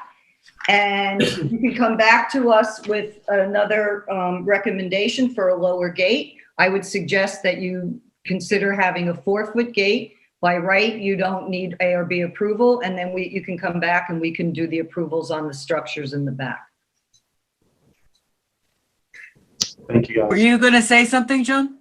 No, I was just going to ask the question. It's like, if it's 4-foot gate, it doesn't need ARB approval. I guess my question is there any height between 4 foot and 8 foot, 6 foot that we could go to that would be approved to make it easier to? It's the design of the gate. If you had something that was a little bit more, how could I say, friendly looking, where barn-like, open, yeah, something more a open, little bit more rural. This is so out of character. I understand that the house is a modern house, and I get it, but you can do some really wonderful things with black painted wood, so you could do something that matches the house that's just more open and more friendly. And again, it's not going to keep the deer out. And if you said that you saw them trying to jump it, that means that they're crashing into it. Not the gate, the deer fencing. That's awful. It's awful to see them trying to jump that and crash into it. And if it's just, everybody has deer issues. Yes. So that the ticks and the deer and the kids and the dogs. Okay. I'm sorry. Yeah. That's East Hampton. That's So who can we I are. ask you a question? Are you saying that we could also submit a redesign of the current gate at the same height, that's more barn-like? No, I didn't say that. I said you can do something that you said, is there anything in between 4 and 6? And I said, yes, if it was a different design. Because even at 5 feet, this thing is still going to look like, stock. It's not keeping with the area. And I understand it's not a through street, but I'd be reluctant to start a precedent on that block. And I'm not the only one. I'm just, I'm reviewing this for Chip, and you've heard from the rest of the board. So we can table this and you can come back and let us know what you'd like to do. Okay. But we're not approving this today. Okay. All right, John, so when we put our heads together tomorrow? Yeah, sounds good, Lori. All right. Thank you for coming, John. I appreciate it. And thank you for letting me on your property so I could see what was going on back there. All right. Good night. Thank you. Good night. Good night.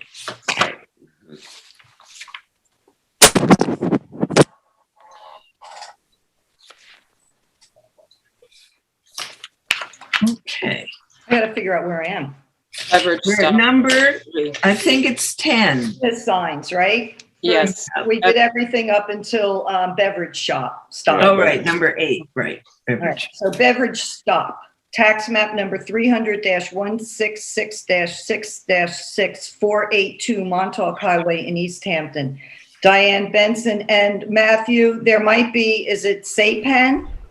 Yes, I just let them in, and I'm going to unmute their number. And just please, Matt, please. Did I say, what did I say? Matthew. Oh, I'm sorry. Japan. Okay, you ready? Sure. Okay, this is an application for a sign, a 2-foot by 8-foot sign in that shopping center on Montauk Highway. That if you could show in, this is this shopping center, which I think everybody recognizes. What they are requesting is a sign. I think exactly. I mean, I measured it with my stick measure as well as I could.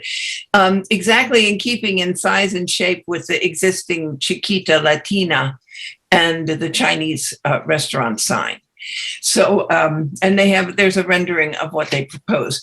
Now, they do have, there's no indication of what they're planning to do here on the road directory sign. And they do have a double building. Their beverage shop is twice as, and they're only asking for 16 square feet right now. So it is possible, if we could go back to the building pictures. Yeah. Well, I think there are more. Yes, no, yet there's where you can see the extent of their. Yeah, this is the old okay. So it's a double store. So I mean, by right, they could put maybe something in this left-hand window.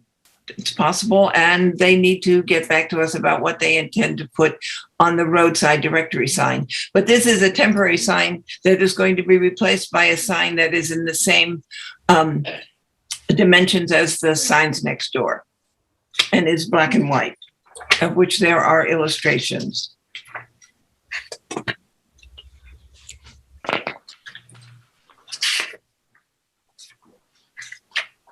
Maybe it's the next one. Yeah, there we go.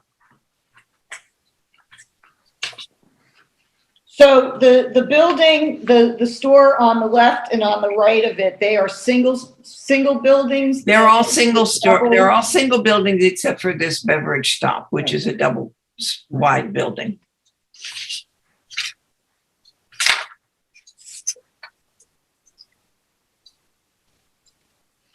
And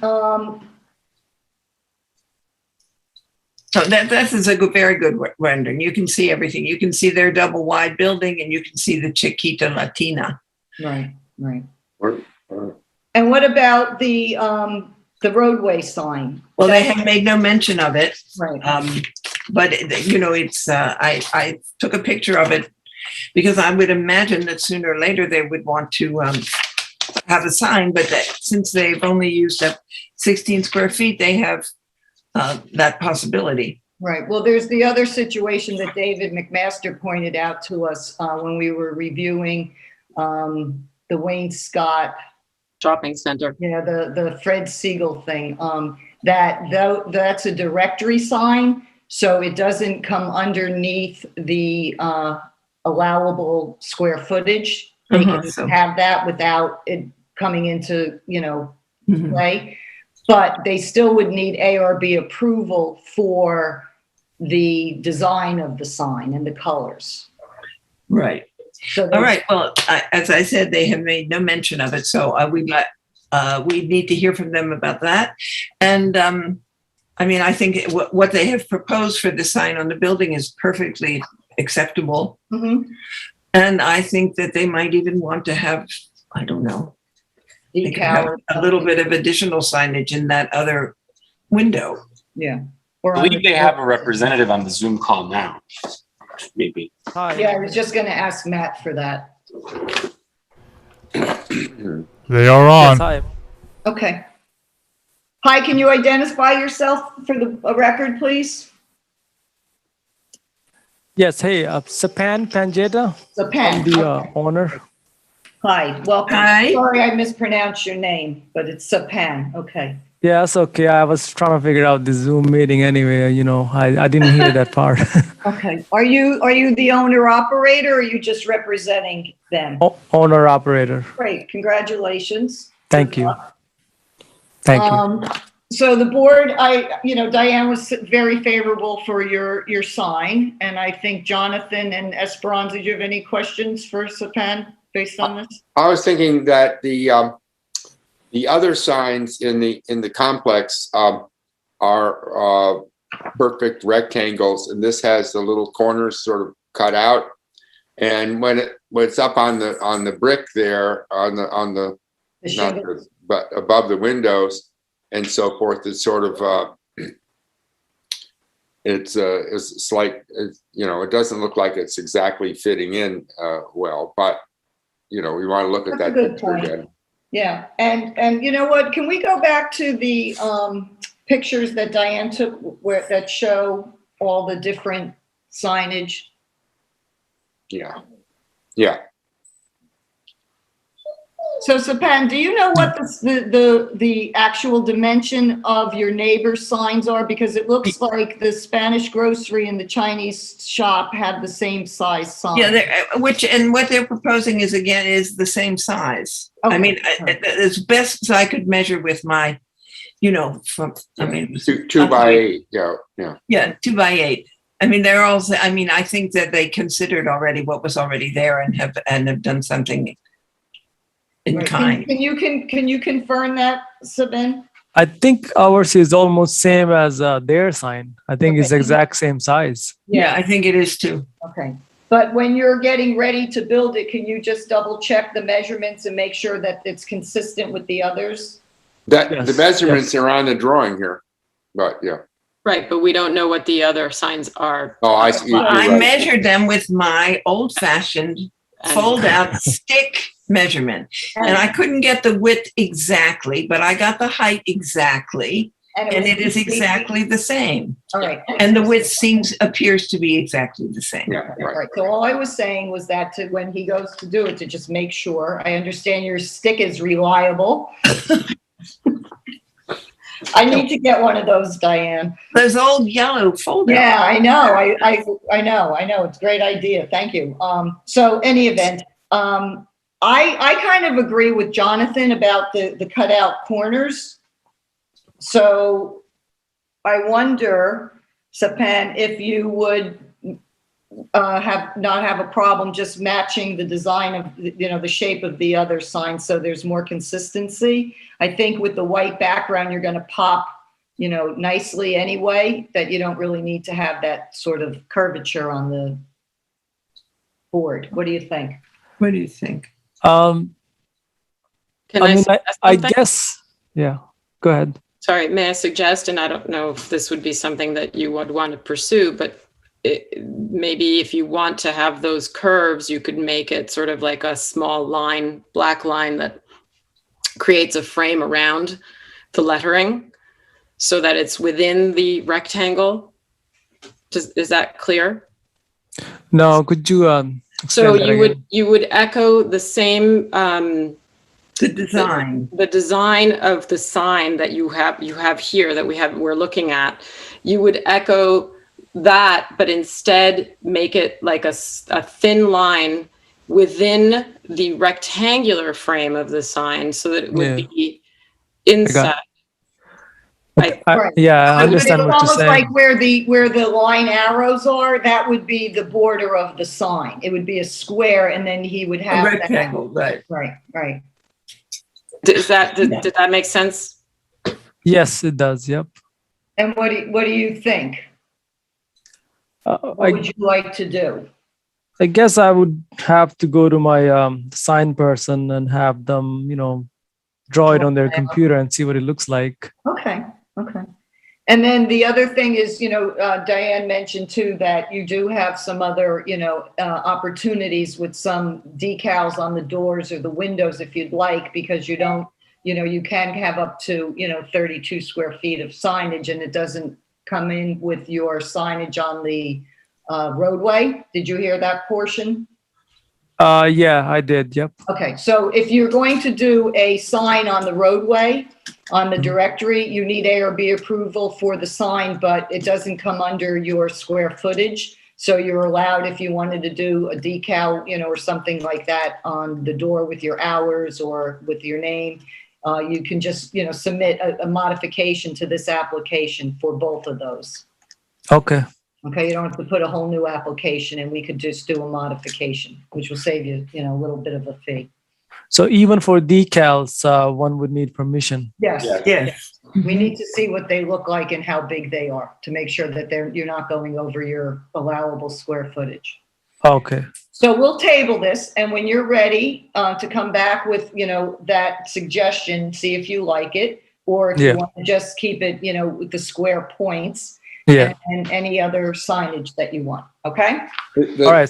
One comment, the building is has a modern feel to it, the way that the brick comes out and the windows and so forth. And the other signs have a modern feel. This, I don't want to use the word colonial, but it has older kind of different kind of feel to it that stands out in that kind of way, bad way.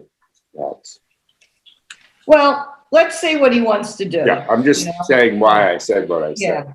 No, I know, but I think with Esperanza's suggestion, that might mitigate it a little bit, and then he still has that little, element that he likes, obviously. Yeah, it would just be like taking this entire design and putting it on a sign. Putting it on the rectangular sign. Right. Yeah. Okay.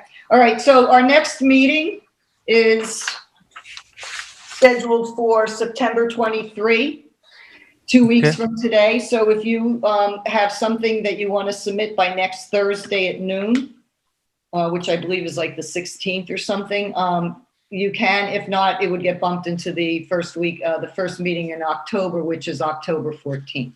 Okay. So if you have any questions, you can call the office and ask for Noor. Okay, no problem. Right. Great. Thank you. Good luck. Thank you. Tabled. Brian Driscoll, tax map number 300-172-8-11111, Miyakomo Lane in Amagansett, and Diane Benson, and we're looking for Richard Sperber. Matt. Yeah. Yes, he is. He has joined. He just needs to unmute himself and do the video. Great, thank you.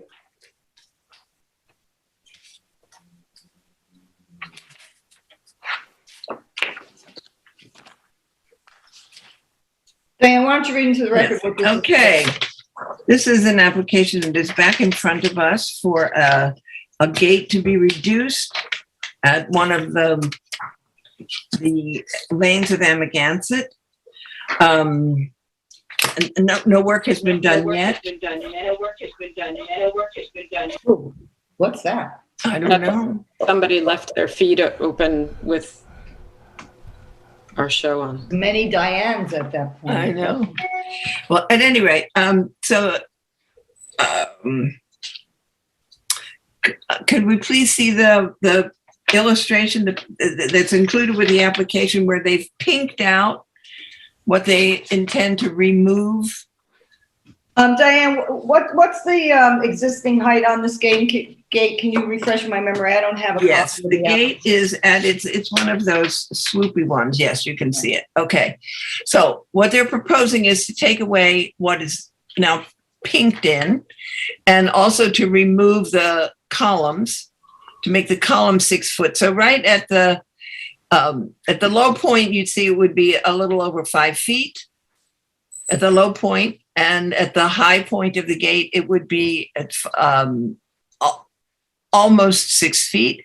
And the column, they are saying they're going to bring down to 6 feet. Okay. So if they do that, I think that it's all right. Is Richard here? Rich, you need to unmute yourself. Diane, when you're driving down Miacomo, and I should have, scooted over there. I'm sorry I didn't. There are not very many gates. Very right. And when you're driving either, north or south, like, is this something that, catches your eye as you're driving by, or is it further back where it's? Well, it's not very far back. It does catch your eye. Now, I didn't talk to anybody this week when I went to look at it. But last week, and this week the gate was closed. But last week when I went to look at it, I talked to the neighbor, and the neighbor said, they never even closed the gates. I hardly realized there was a gate there. Mm-hmm. And I don't know, it just sort of seemed. Diane, what happened is the mechanism is malfunctioning. Uh-huh. So that's why it's closed? Open. Right. Yeah, well, no, we have to manually open it right now, and he is painting the house. So they've been putting the gates open because basically the reason we have those is for the deer. As you can see by some of the other photos I submitted, my client spent a lot of money this year putting in a pollinator garden because they have fruit trees in the front. Uh-huh. And we're trying to keep the deer out. We had a lot of damage. We had thousands of dollars worth of damage last year when the deer got in. So the board had requested that I bring the fence down to 6 feet. And I understand what Diane's saying as far as, kind of protecting that area and I'm against the lanes. Unfortunately, as we all know, the lanes have turned into a pass-through from everybody sitting on the Montauk Highway traffic. So I had actually submitted a video. I don't know if you got it, but what most of the houses are doing now is they're planting all across the fronts to close up that vista that I know Diane wanted to, and I agree with her, try to preserve there. They haven't actually done it yet. And the lanes of Amagansett are still particularly open and charming. Including this one.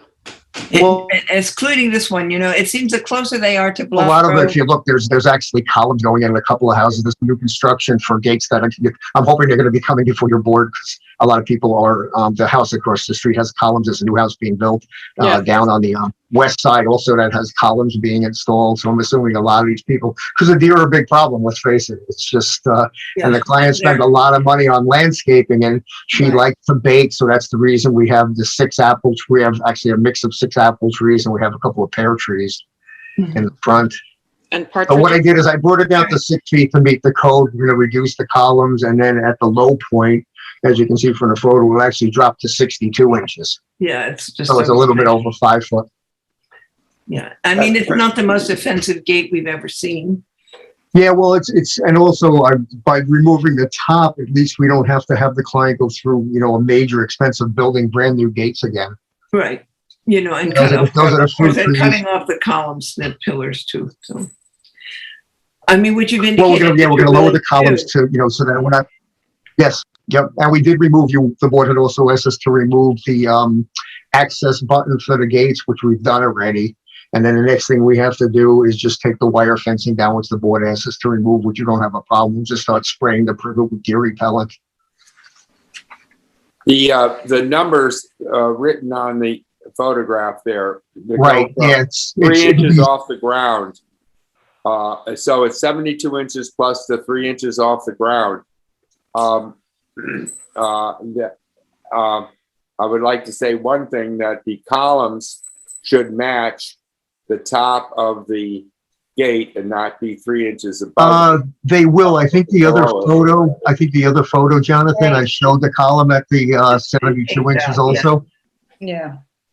Well, that's what I mean. It's a good point. The code is from the ground. Right. That's a good point, though, Jonathan. Are these dimensions from grade, or is that the dimensions that the gate will measure, the 62 inches? No, these are the gate measurements. They're not from grade. Right, because if they can't lay on the ground for snow and things like that anyhow. I understand that. I'm just saying that adds 3 inches. We measure from the grade for the height. It has nothing to do with how tall the gate actually is physically. It's from the grade to the top. Correct. So then we would have 6'3" or 6'4" at the top of the columns. Yeah, we lose about 1.5 inches where the columns are. See, they have cobblestone, and then the grade steps up. Yeah. My point being that the gate at its highest height will be 6'3" or 4". not 6 feet. Well, it depends on, the column is not measured here. Only the gate is dimensioned here, so. No, there's another photograph, Jonathan, in the file where it shows. There's that- another photo that just shows the gate in the column. It shows he forgot There you to go. paint it. I don't know, it's sideways, but Yeah, Oh, there we go. yeah. right. Hmm. So is So this way that, we can is that on preserve the the- diagonal? The column being cut on the diagonal to match the scoop of the gate? No. Well, it'll be flat because once we take off that Okay, white piece, Jonathan, Yeah, it's gonna match the height, right? It'll match the edge of the gate. So Right. let's go to the survey. I want to talk about this. We can come back to this. And if you can blow that up, tell us, Richard, what's the story with the fencing on this property? What's where and what's the height? What's this one that's off the property in the front, that's in the right of way? What is that? Which that slash line? The one that's highlighted in yellow on the screen. Oh, that's the fence that you asked us to remove, the wire fence. Mm-hmm. That's the wire fence that protects the privet from the deer. Mm-hmm. And So that you asked us to remove, so that is, have you removed that? yes, we're going to remove that. But you haven't yet. We were waiting for the hearing. Okay. No. Hearing. But we What's the height of that? did remove the call box has been removed. Yeah. What's the height of that in the front? What, that fencing Mm-hmm. or the privet? The height of fencing? the fencing. It's just 4-foot high wire fencing. Oh, it's 4 feet. Okay. Well, you don't need ARB approval for that, but you need it on your property. Exactly. So we're gonna have to remove it. Otherwise I have to put it kind of inside the privet. Yeah. And then. So we're just gonna remove that completely. What's going on the sides of the front of the house? What you've got fence that goes all the way back and around. What's on the front plane of the house? What's the height of the fencing there? On both sides, on the north and south. I'm not sure where you mean the fencing on, well, there's privet across the front. No, you can see on the survey. There's fencing that runs from the street or, from their property line that faces the street all the way to back and around. So Right. You mean on the inside, right, on inside their property, on the inside of the privet fence. Yeah, that's also 4-foot high fencing. Okay, and how far back does that 4 foot go? To where the back area is by the pool? Well, it actually stops because then they had to have pool code fencing. So it actually stops where you see the line where it shows the arbor. It actually stops at that point. Mhm. And then further up, then they have pool code fencing Okay, so, inside the pool area. right, and then Which is also 4 what's the feet high. height of the fencing that hugs the two sides in the back of the property in that section where the pool is? Yeah, it's also 4 feet. Yeah. So you don't have any 6 foot or 8 foot fencing on the property? No, No. How are you? no, because keeping- they how have are a, you they keeping have, deer- How are you keeping deer out where you've got 4, because of the screening? well, exactly. We have a very tight planted hedge of evergreens and then the wire fence is in, you can't actually even see the fence. It's in the evergreens. So that kind of keeps them from jumping through. They're very funny. We found that if they can't see, normally they won't jump. Right. So at about 6 foot, you're just about safe unless they're getting chased by somebody. Then, they can go over a 6 foot fence. But as long as they can't see what's on the other side, they normally won't go over a 6 foot high fence. You can have 2 4-foot fences separated by a few feet and they won't jump, especially. Yeah, 2 4-foot fences, Jonathan, but you have to only keep, you've got to keep, you have to keep a small space in between because they can't jump and then land and then jump again. Right. So you have to really keep like 3 feet. I'm going to tell you something, and I don't want to belabor this, but there was a guy who did that. The neighbor had a fence. This is in Montauk, and then he put his fence in front of it. And it was like maybe a foot, and a deer tried to jump it and landed inside, and he got stuck in between. And if it wasn't for the landscaping guy that came early in the morning and found this deer like struggling. It was on its back and it Right. couldn't right itself. There was no room. I mean, people do the craziest things and they don't realize, what's happening to the wildlife and what the potential danger is. I mean, let alone a kid or something.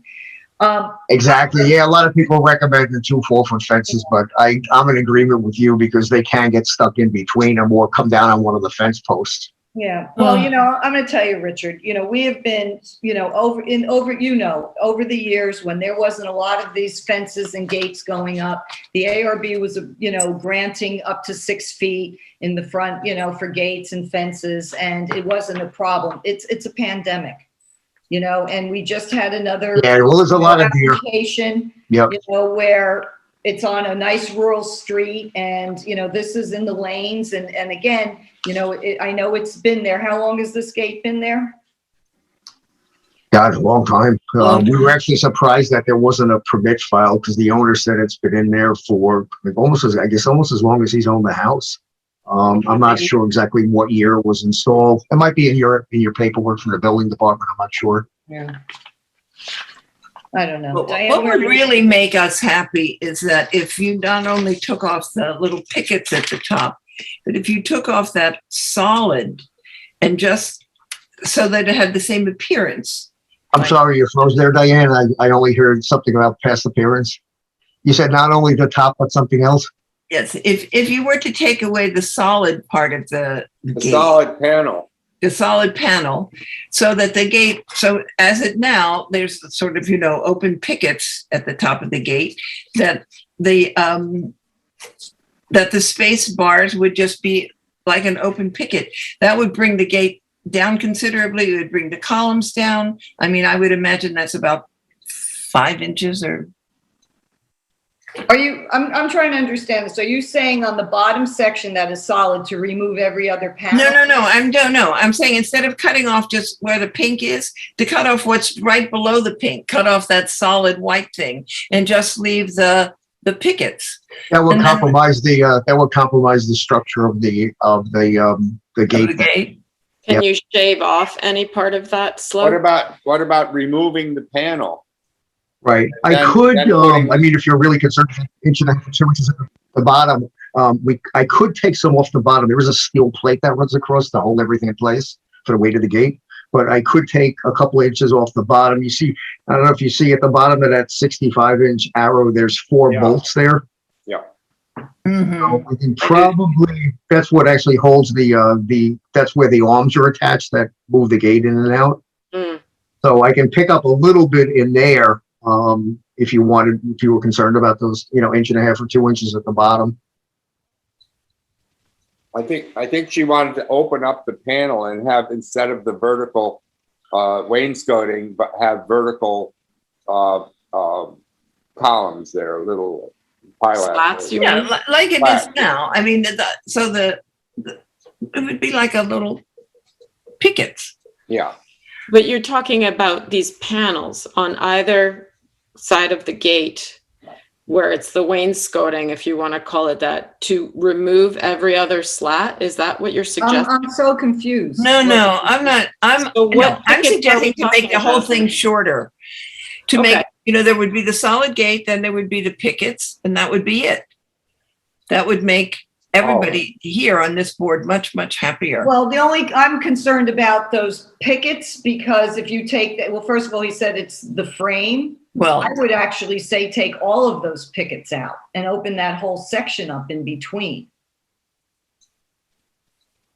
And just have a solid 4-foot-ish gate. Is that what you're saying? No, I'm saying that, he's let's just look at this. He's taking off all of the stuff above the upper frame. Right, we're following the art. Right. The concern So that it still has that, architectural appeal anyway, so that looks. I'm sorry, what were you saying, Richard? We're taking off all that top, so it still has that, that curved appearance so that it looks like something decent. Right. Well, and also too, those pickets, could be dangerous too for somebody trying to jump that thing. Well, there are already, aren't there? Oh, there's. Yeah, that's what I'm saying. I don't know what to do here. I'm so reluctant to approve, a 6-foot gate and posts on the lanes. We denied somebody over on Ham Lane recently. I mean, I understand, that was a different situation, the way that it was positioned and the way that the front yard was. This I understand is, a little bit larger front yard with, fruit trees and things like that. And I understand you want to protect them. I'm glad that there's not, 6-8-foot fencing all around the property. So I'm really literally on the fence. Yeah, there's a lot of houses on, I submitted all those pictures at the last meeting of all of the other gates that are, surrounding, especially the street next to meeting houses. But most of them don't have ARB approval. I know, that was the problem when I was chairman. We had all sorts of violations, but unfortunately, there's not enough enforcement. So you were saying the bottom beam there is part steel, or is that just bolted into the arm of the mechanism? The bottom beam that goes horizontally. Yeah, those four bolts hold the. Yeah, those 4 bolts hold the arms that work the operator for the gate. Is there steel inside that bottom area? There's a piece of steel that runs across. No, there's a piece of steel that actually runs across. That gives the gate the integrity and the strength to hold it because of the weight of the gates. You see where the hinges are on the side? Yeah. I can't see it right this second, but I understand it's got the hinges and it needs the mechanism, the arm mechanism to work.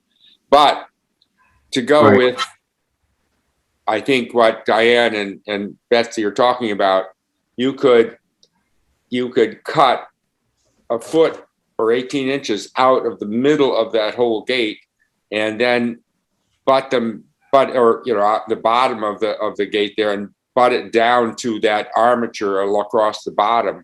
It would still maintain its integrity, and it would be lower gate. It'd be Well, we don't want to get lowered at the deer looking right over the top, and then they're apt to go into the property. As I said, my clients spent a lot of money to. Yeah. You told us. Install fruit trees, put a pollinator garden. How tall is the highest point of this post at this point?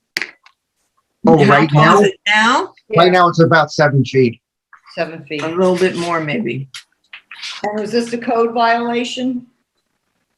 It was there wasn't a violation. The building inspector said that the permit was never closed out. I don't know if they actually didn't even have a permit filed. Somebody who the Driscolls had hired to put it said that he was going to take care of all the paperwork and everything, and he never even filed the building permit. So they did a bunch of renovation work on the house, and when the building inspector was there, he said, "You don't have a permit for this gate, so you have to go to the ARB."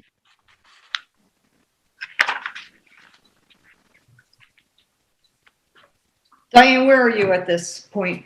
Well, I would like to see the,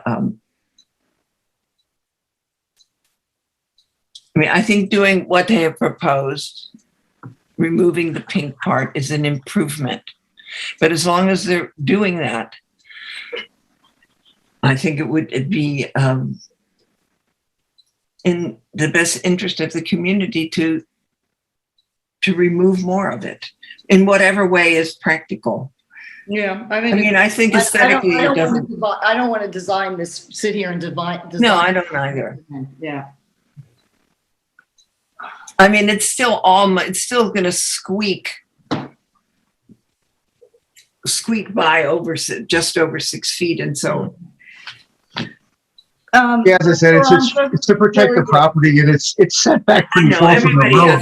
But there's a lot of nice properties, very open properties on your lane, completely open. 80% of me in Coma Lane has no gates and fences. Did you look at the video that I sent, Diane? Because I have to say I respectfully disagree with you, because I drove up and down the street, did a video of the entire road, both sides, so that the board could see it. And maybe 75%. It's right, still people want their. It still has the feeling of. Obviously, they don't want you looking into their properties. The Driscolls have people coming up the gate now and looking over the top of it. Who wants to look into anybody's property? I'm sorry. The directly across the street is completely open, completely. No, if There's you, no if you, question I here. submitted the photo of the house directly across the street. It's completely. Not the one with the columns, the one next to it. I'm looking at the street view on Google right now. It can't be all of a sudden now everybody has gates since. You guys have the picture of the one with all of the green? All of the green? And the hedging? Did you guys get the video that we submitted to the board? Okay, all right. I didn't. I'm gonna do this. Okay. I think you're hearing from everyone that we're struggling with this. We really don't want to approve this at 6 feet. And basically the fact that you didn't measure from the grade, you're going to have to, if we were to even do it, you're still going to have to bring that lower on those posts so that the gate is measuring from grade at 6 feet. I would like to see you figure out how to get somewhere around 5 or 5.5 feet and come back with some kind of idea or whatever. Maybe it's to change the top. I don't know. Well, I could take a little bit out of the arch piece, to get to make up that distance. But is the grade from the gravel of the driveway or the cobblestone? Because the cobblestone is higher as it maintains. No, it's from the driveway, the grade from the driveway. And then the posts are from the grade from the ground. Well, I mean, you would want the Posts have post to to be match the same top height. of the gate, so. Right. Okay, yeah, because at 5.5, 5 feet or 5.5 feet, that's going to create a problem. It's going to create the privacy problem that my clients are looking to get, and also a problem, the possibility of getting deer in their yard and compromising, the lots of money they spend to be able to grow fruit stuff in their yard. Well, I don't think you're hearing I need to take 3 inches out, basically, is what you're saying.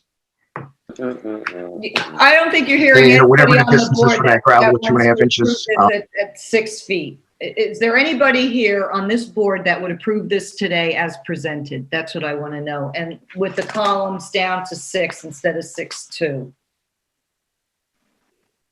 Unless that's how we. Well, what do you mean 6.2? We were dropping the column grade to on 6. All right, so they're fine. Okay, but basically, as presented. Diane? I'm polling the board as presented.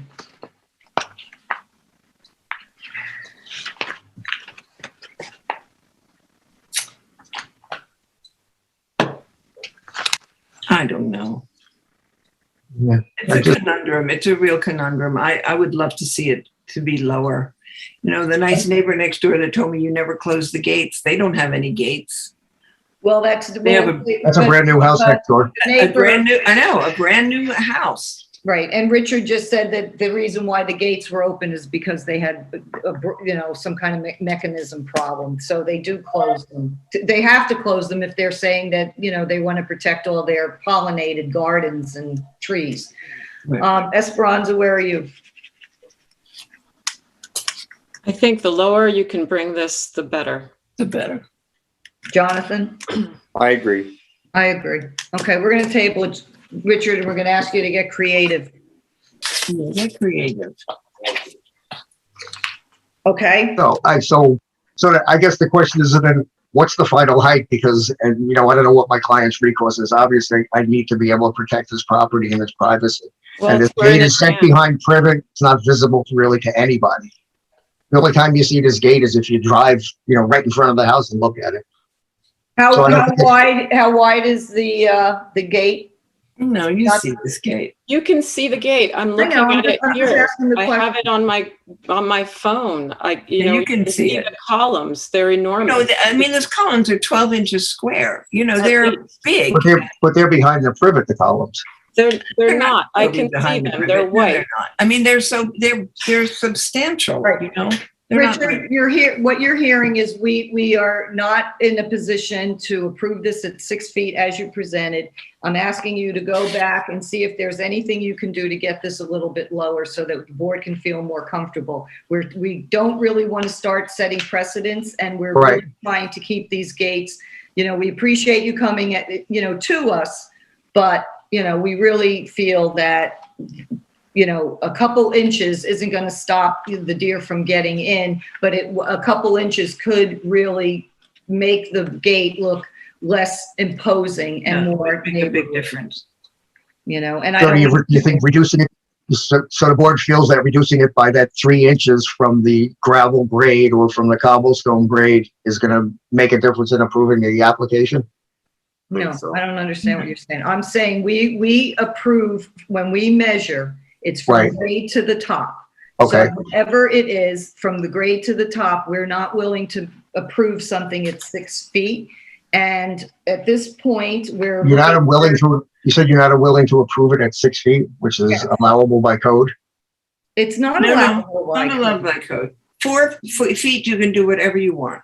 4 feet is your right. Anything over 4 feet needs ARB approval, and we can't approve anything over 6. So that is why Right. you got a recommendation to come to us, because even if we wanted to, we couldn't approve this.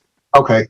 All right. So now you come back to us. It's within our approval range by code, but we're reluctant based on the lanes and based on the opacity of the most of it and the very large columns. We'd like to see this reduced to 5.5 feet at most. Yeah, no, I hear the board's concern, but the lanes are changing and I wish the board members would drive down the lanes and see what's going on.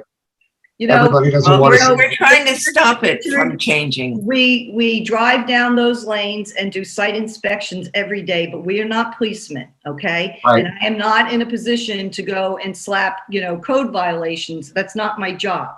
So I'm speaking specifically about this situation. So I'm asking you to see if you can get any better on the height, a little bit more creative, and see, and maybe they'll end up with something that they like better than what they have. So I'm going to table this. Thank you. You froze again. Sorry, you froze again. What was the end of that? What? You froze again. I didn't hear the end of what you were saying. I said that, we're tabling this and we thank you for your time. Okay, thank you. All right, thanks. Christopher Das, tax map number 300-55-3-68 Foxglove Road in East Hampton. Okay. Kyle, Kyle, do we have somebody with us? Matt? Yes, they are connecting, but somebody has to turn off their device at their house. Probably. But yes, definitive design is on. Okay. And you want her to do what? Turn off the TV? There is nothing on. Okay. No, great. you're good to go. Thank you. All right, thank you. What's your name? Can you give it to us for the record? Yes, it's Linda Ruisi. Spell that, please. R as in Robert, U-I-S-I. Thank you, Linda. Welcome. Thank you so much. Okay, this is an application for a 6-foot, 2-inch driveway gate that is 11 feet, 9 inches wide. It is a stained dark brown color wood fence, gate. And if you can, Kyle, pull up my pictures, would be helpful. Awfully narrow.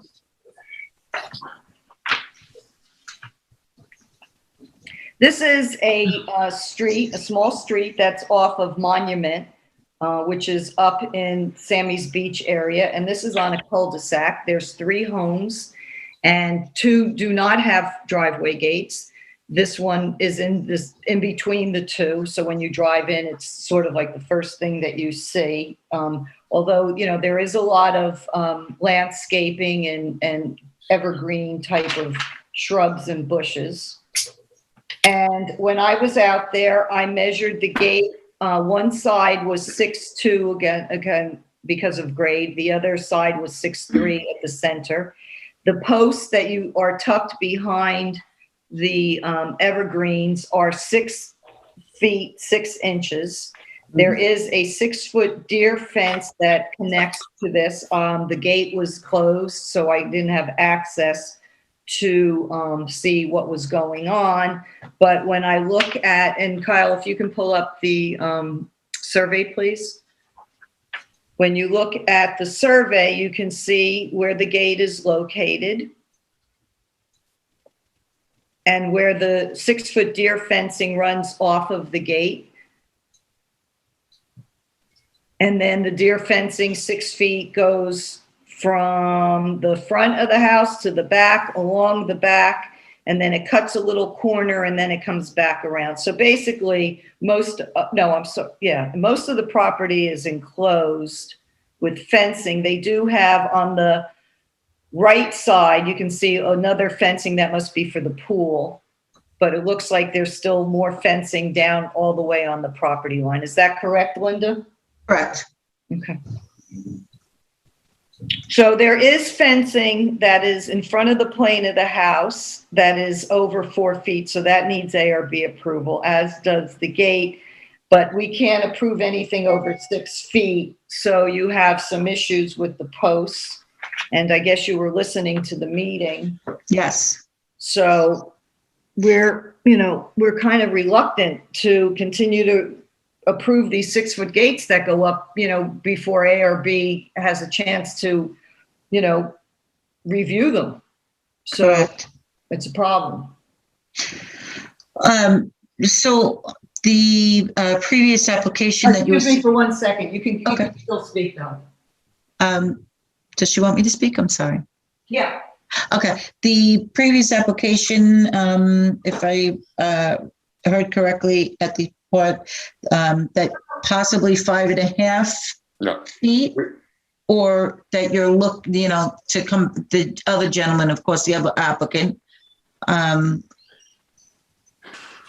if I could speak with my clients to see if we could possibly lower the gate just a bit to hopefully satisfy the ARB decision. How much lower would you think that you could ask them to lower it to? Well, I was thinking between to be either at 5 or 5.5. Mm-hmm. Can we see the picture of the gate again, and maybe just go through my photographs?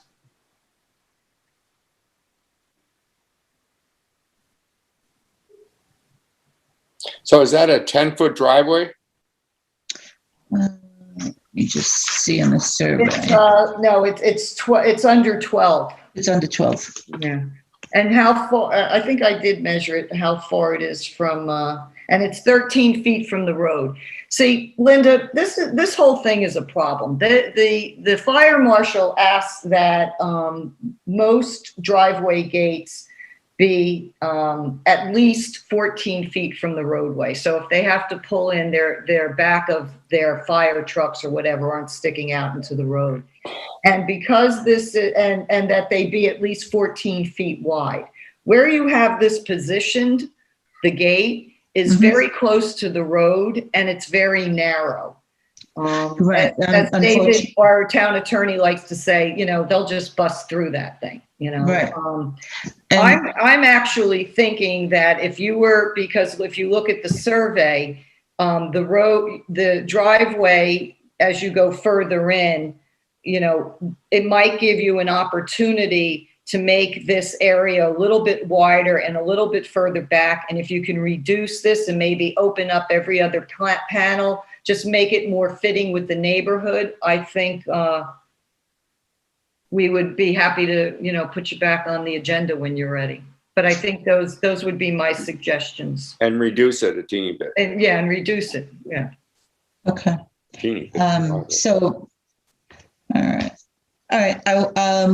Of course, I'll have to speak with my clients because that's part of obviously all the vegetation and the plantings. And unfortunately, the driveway is only, a certain width as it is before it hits.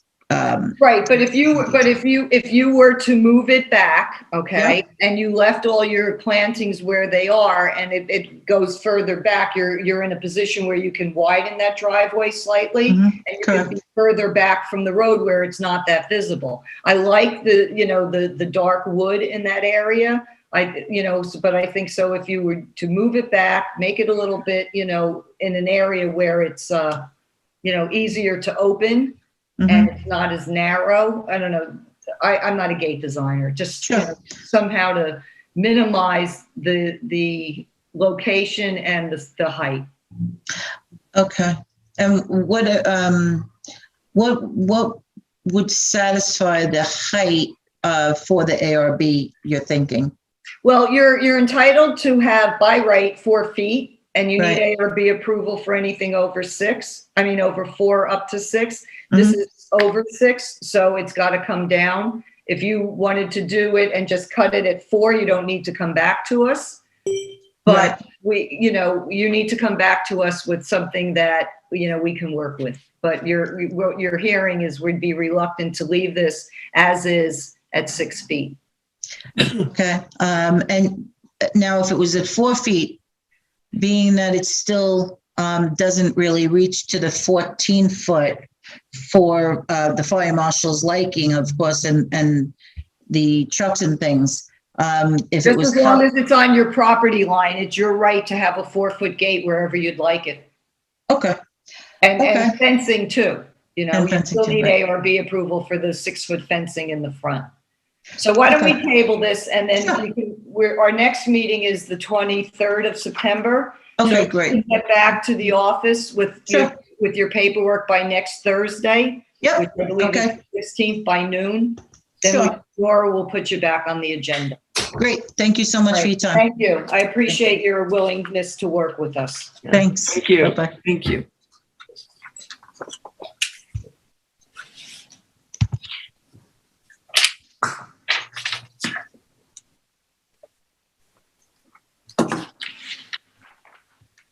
Extension of time. Patrick and Megan Robson, tax map number 300-166-4-1540 Springs Close Highway in East Hampton. And that is Diane Benson. Yes. And we have Patrick. Our next meeting is the 23rd of September. Okay, great. Get back to the office with your paperwork by next. I'm like Charlie McCarthy. I can talk while I'm drinking tea. Patrick, can you? Charlie McCarthy can only drink while he's talking. What?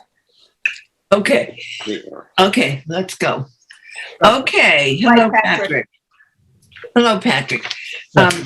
Okay, this is a property at 40 Springs Close Highway. And tax map number 300-166-4. Somebody needs to mute their TV or iPad or whatever. Patrick, do you have any thing that you can mute? Yes. Because we're getting feedback. Patrick, our next meeting is the 23rd of September. okay. Okay. Okay, Patrick, you're muted when you desire to speak. At any rate, 40 Springs Close Highway, this is a gate that I have gone to see it 3 times, and it has been cut down each of the 3 times that I have seen it. And through some inability to come back to us, we rejected. And in May, the application was heard again. This has been going on for a long time. The gate has been cut down since 2020, but he didn't apply for the C of O.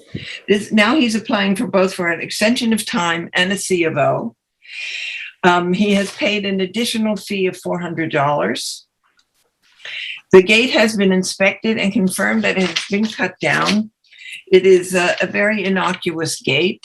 I think I took a picture if you want to see. And I've been past this house many, many times. I've never seen the gate closed. And this is what we asked him to do 2 years ago, which happened. And okay then. So I think that we should grant the extension of time, certainly. Okay. That's necessary. Why don't we do that? Why don't we make a motion to grant the extension of time? Yes, I make a motion that we grant the extension of time requested in this application. Okay, can I get a second, Esperanza? What does that mean? We don't look at the fence, or we already did look at the fence? She already did. We had a resolution. The fence and looked at the fence. Okay. Let me just explain this, Jonathan. We had a resolution from 2019, and he has, 3 years to come into compliance. And this is now in compliance, but it's past the 3 years, so he needs an extension of time in order for us to review it for a certificate of occupancy. Okay, got it. Yeah, so it's a, like a housekeeping thing.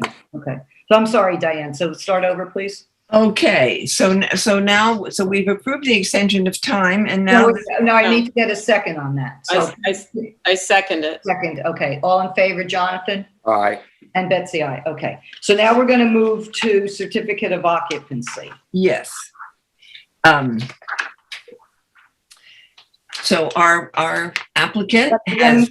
Let me read it into the record, please. Patrick and Megan Robson, tax map number 300-166-4-1540 Springs Close Highway in East Hampton, Diane. Okay.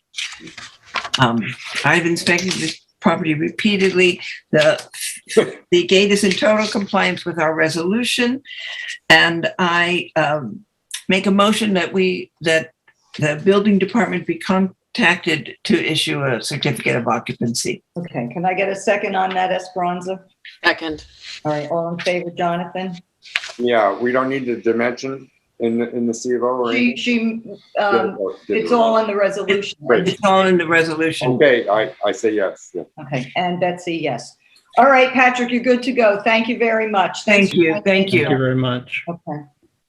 Under extension of time was Andrew Tiani, tax map number 300-80-10-712 Parsons Close in Springs. This has been tabled by the request of the applicant's representative. Issuance of certificate of occupancy, we did William and Mary Mott and Sue Lynn Farrell, tax map number 300-92-2-41132 Springy Banks Road in East Hampton, Jonathan. And Matt, I believe Sue Lynn, if she hasn't fallen asleep, is in the room somewhere. Yes, she is, and I will unmute the phone number right now of 0048. Thank you so much. I am not asleep. I've gotten tons of an education today listening to all of this. And I love hearing the word conundrum. That made my day too. Who said conundrum? I think I did. Oh, okay. I can't. Sue Lynn, thank you for hanging in there. And I'm glad you enjoyed yourself. Believe me, it's not as much fun doing it as it is watching it, but thank you. I bet it's not that much fun.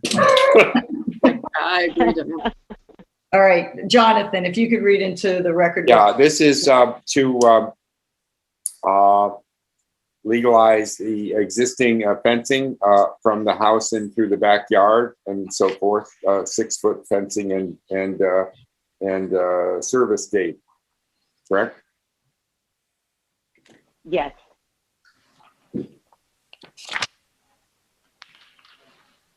Mm-hmm.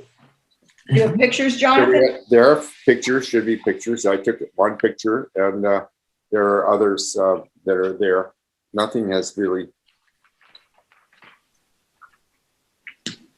What is this?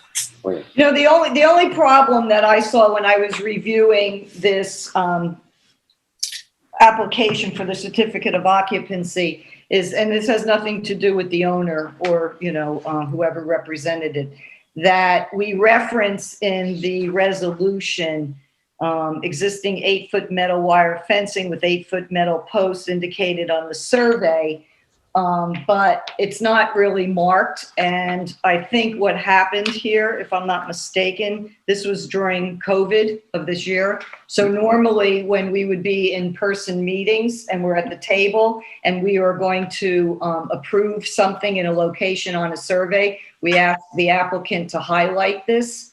And this wasn't because we weren't at that position, and it should have been mentioned somewhere in the resolution, somewhat of the location. So Jonathan, where is this located on the survey? Well, see the yellow house. Clarify? I'm sorry. Sure. Can I just Go ahead. clarify one thing? The Mhm. survey, I actually had Fascus update the survey June 2nd of this year because our survey didn't have the deer fence calculation on it. And as we were going through this process, so it was recently looked at and we submitted the current and new photos, you know, in the last 60 days or what Right. have you. I'm So not sure exactly what the time frame is. Right, and there's no problem with this, Sue Lynn. What I'm just talking to with the board is that I don't know where this, you know, fencing is that we approved, you know, so if either you or Jonathan can just Yeah. explain that Just to me. left or right of the yellow house in the front, near the front part of the yellow house, going to the property line, driveway road on one side and the another property line on another, and then back to the corner of the back corners of the property. That half of the property is closed in. Okay, This the back half. on the so-called north or northeast side, that does extend down a little bit through some bamboo, but it stops. So it's not really, you know, doesn't really go through there. Okay, and then from the front plane of the house, there's fencing, and what's the height of that? These are all, they're at 6 feet, I Okay, believe. Well, this says 8 feet. 8 feet in the back, all the way in the back. No, this says 8 feet at the. Oh, 8 feet high, then that's what it is then. I apologize. And there's also landscaping. The front yard was redone probably around 7 or 8 years ago.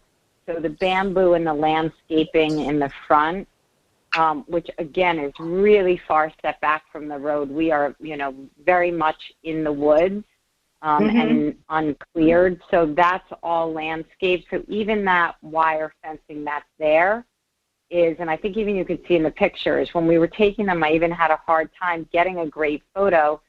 I am a very picky person. I've been in the design business for like almost 30 years as part of my work, and I didn't even want like dark green or black fencing because it didn't fade in to the landscape and to nature. So we did the most invisible fence that I could find, and that's what's there. But it does have landscaping in front, and the one that's on the left side of the house that goes off to the backyard is just all of the natural trees that haven't been cleared. So it's, you know, it's fairly invisible from, you know, even 10 feet away. That's true. It's a very nice backyard too. Thank you. Thank you so much. We've worked on it a lot. I'm sorry. I'm just curious. When was this, when were you before us? The resolution says that you were here in July of this year? Yeah, they were here Yes. about a month ago, or three meetings ago or something. This is all brand new. We actually didn't know that that the fence was too high, and because I thought it was done so discreetly, this didn't come up until we added a window well to our basement to add a fourth bedroom to the house. And when Dawn from the building department came and met with me to do the inspection on the house, she said, well, you know, you don't have a permit for your fence. And I was like, I didn't know I needed a permit. East Hampton Fence never mentioned it. We did this, I don't know, 7 or 8 years ago. So I wasn't aware. And she said, this is the process you have to go through. So that was maybe May, and that's why it's all brand new. I went to Fascus, had them update the survey, and then submitted the, you know, the permit and payment and the new survey with photos and description to you guys to be able to have this signed off on.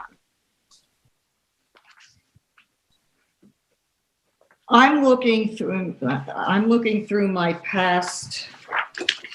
Something's just not sitting right with me here. Bear with me.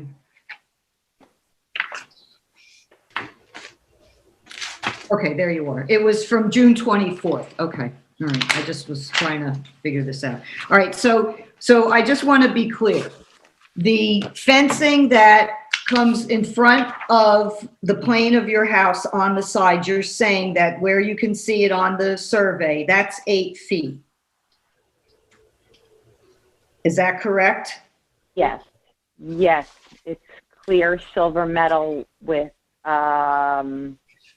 very open silver metal and then some posts. I don't know how, but narrow posts, like a closet rod, narrow Right. metal post, yeah, 8 feet. And you don't have anything that runs along the front or a driveway, correct? Gate? No, nothing at all. That's all open. We have a long frontage. If you're looking at the survey, we have a long frontage that's all left natural and uncleared, except for a stone driveway. And then the front area between the stone driveway and the house is landscape with beds and bamboo, a bunch of pines, very concealed. It's very rustic. We have a very woodsy.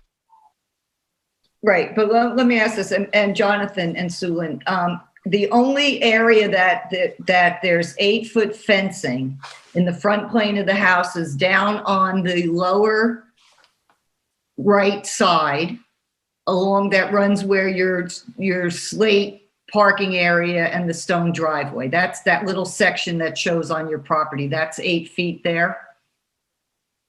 Up on the right side, if you see the yellow dwelling, it runs where it says porch. It runs off the right side of the house towards, I guess, the southeast to the edge of the property there where you see it says fence. And 40 degrees, 29, 20 degrees west. So that's where the fencing is, going across that way.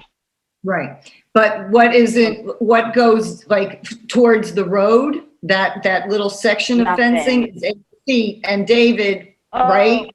This is considered the front plane of the house on the side. So that really can't be 8 feet. I see what you're saying. So here's the thing. No, that fencing, as far as I know, is 6 foot, and it's weird. It doesn't actually really protect from anything, and it was there from the old owners in 2008. There's some type of, I want to call it that inexpensive Home Depot, that standard. It's about 2 inches wide of fencing, and it's a bit of privacy fencing that runs down between that paved driveway, which is the neighbors on the right, and ours. Maybe, I don't know, 15 feet of fencing, but it's low. Like, you go around it. It doesn't block animals or anything like that. And again, there's trees all along it. But that, I believe, is a 6 foot wood. That's where the bamboo runs down, right? Okay, all right. Yes, so here's exactly, the thing. We can approve that up to 6 feet. So if that in fact is 6 feet, it's not 8. David. It is. David. Blockade, is that what you're saying? Betsy. Because the resolution for the 8-foot deer fencing and posts in the back is okay, right? And we could approve that. She needs ARB approval for that little section of 6. Can we add that to the memo, even though I know building department doesn't like us adding things to the memo? Yeah, we can add it to the memo, and it's not a problem because it's already there, so it's not conditional on anything happening. It's just as built in that location. But does she need a resolution for that? Or a modification? If you want it, the board could also, in the motion to approve the CO, I guess you could also add that as part of the motion, and then do a motion to approve and include it in the CO. But either way, I think it's fine. Procedurally, I'd be happy to do it either way. It's whatever you're comfortable with. I'm just wondering if she needs a modification to the resolution to include that first. So it's not necessarily a modification because it's not something that's changed from the approval. It's more supplemental than a modification. Yeah. Is how I would describe that. I would ask Kyle what he thinks procedurally that they prefer over in the building department, the planning board. What do you have? Kyle. Yeah, I mean, I'm looking at the resolution. I mean,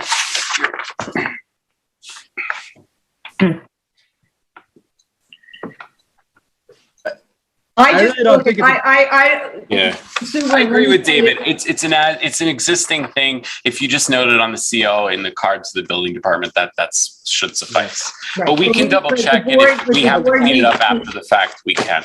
Right, but the board should approve that first before we do the C of O, correct? Right. Make a motion to approve that 6 foot, even though we're not going to put it on the resolution.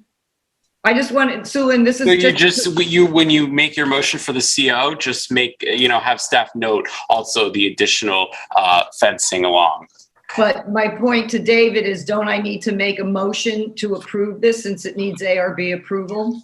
I think you could do that motion as part of the CO motion because it's already there. All right, if you guys are fine with that. And Sue Lynn, I'm not looking to, make any trouble. This is actually to protect you so that they don't, when the building department comes out, they're going to say, oh, they didn't say anything about the 6 foot gate. I mean, fence rather. Right, so I'm just right. No, I appreciate you being thorough. I would rather do that and have the notation on there because they're scheduled for the 20th. And I would love to get this wrapped up by then with, seeing how no, and again, I'm just saying that they've gotten very strict, and we're having a lot of people come back, and that they have to come back to us because something got missed, and the building department didn't see it, or we didn't see it, and then you're all back again. So okay, so thank you. May I just ask something? Sure. In looking at the notes from that meeting in June, what was was there any question with regard to the resolution? There was also the driveway gate that's off the access easement there. That was a 7 foot, 10-inch driveway gate. No, at the back. So is that part of that resolution? I just want to be clear that we're including that. This gate. Exactly. There's a photograph. The problem is, Esperanza, that agenda from that meeting, I threw out by mistake. I thought I was throwing out like a working agenda, but it was actually all my notes. So I don't have any notes from this meeting to refer. Well, that's why I'm bringing it up, because that's in my notes. Just have a 7 foot, 10-inch driveway gate on the access easement. And obviously that is indicated on the survey. I'm just asking if that was part of the resolution or. Okay, I have here just an 8 foot metal wire fencing with 8 foot metal wire posts as indicated on the survey contained in the Architectural Review Board's file. No mention of a gate. Right. So that would need to, I guess, now be addressed. Not I guess, it does need to be addressed. So we'll have to modify this resolution. Yeah, so that's a modification and that's a separate. All right, so why don't we do this? Okay, because Sue Lynn, when are they coming to do whatever they're coming to do? The 20th. They're coming on the 20th in 11 days. That's before our next Monday. Yeah. Well, they're going to, all right. And what is that for whatever other work you had? They'll just have to come back out for this because we really got to get this tightened up. I don't know how we missed this with the gate. We're hold on. I'm just looking at my resolution from that just to see. No, well, I read it and Kyle just read it. It doesn't say anything about the gate. So what I'd like to do is I'd like to table this, ask you to, as soon as you can, go into the office and ask Nora to do a modification to this resolution, and we can make the approval tonight for the gate and for the extra 6 foot fencing. And then, right, David? And then she can do the modification, and we can actually even do the resolution at the same time. Do we know the dimensions of the gate? It's 7.7. I wrote down 7 feet, 10 inches. Can we see the picture? Jonathan said he had it. It's also on the side, way off the back of the house. It's nowhere near the road. It's in the woods. Right. I remember it came back, the whole discussion about this actually. So I just want to, there's 2 gates that we're approving now? No, just this one. Just the one. No, we don't have any other gate. Okay, so I'm looking at that original resolution, right? And it's from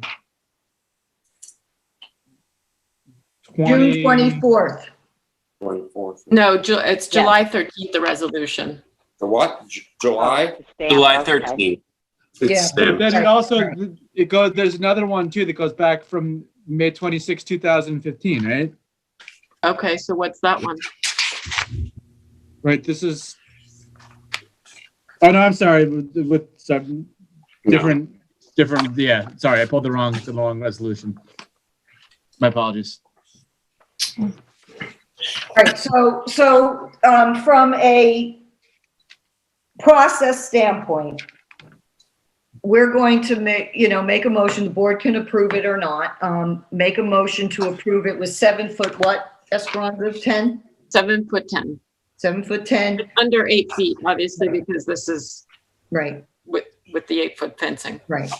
My memory is that we approved this gate along with the fencing. Yeah, it just didn't make it into the resolution.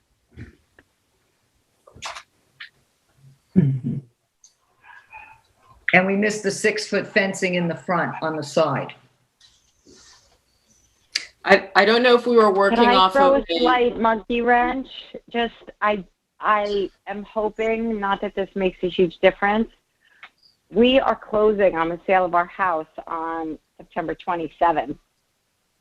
So if there is any way that this gate can be approved because, it's listed as fences, gates, everything how it was shown. Yeah.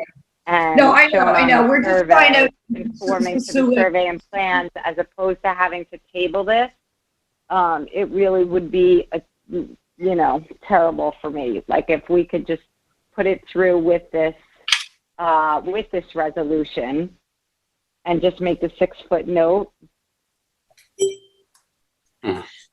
David, I'm going to just ask you what you think we should do here. I don't think anybody has a problem with the 6 foot fence in the front side of that little section of 6 foot fencing, and I don't think anybody has a problem with this gate.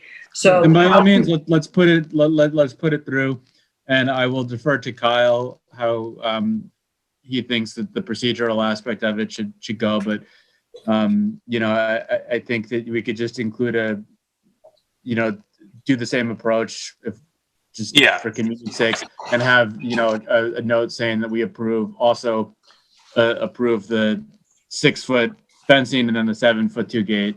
right, that wasn't on the original resolution by mistake or We'll something. clean up the wording in the CO memo so that it makes sense with the resolution. that We can do it. It's fine. Okay, all right, okay. Great. So, Jonathan.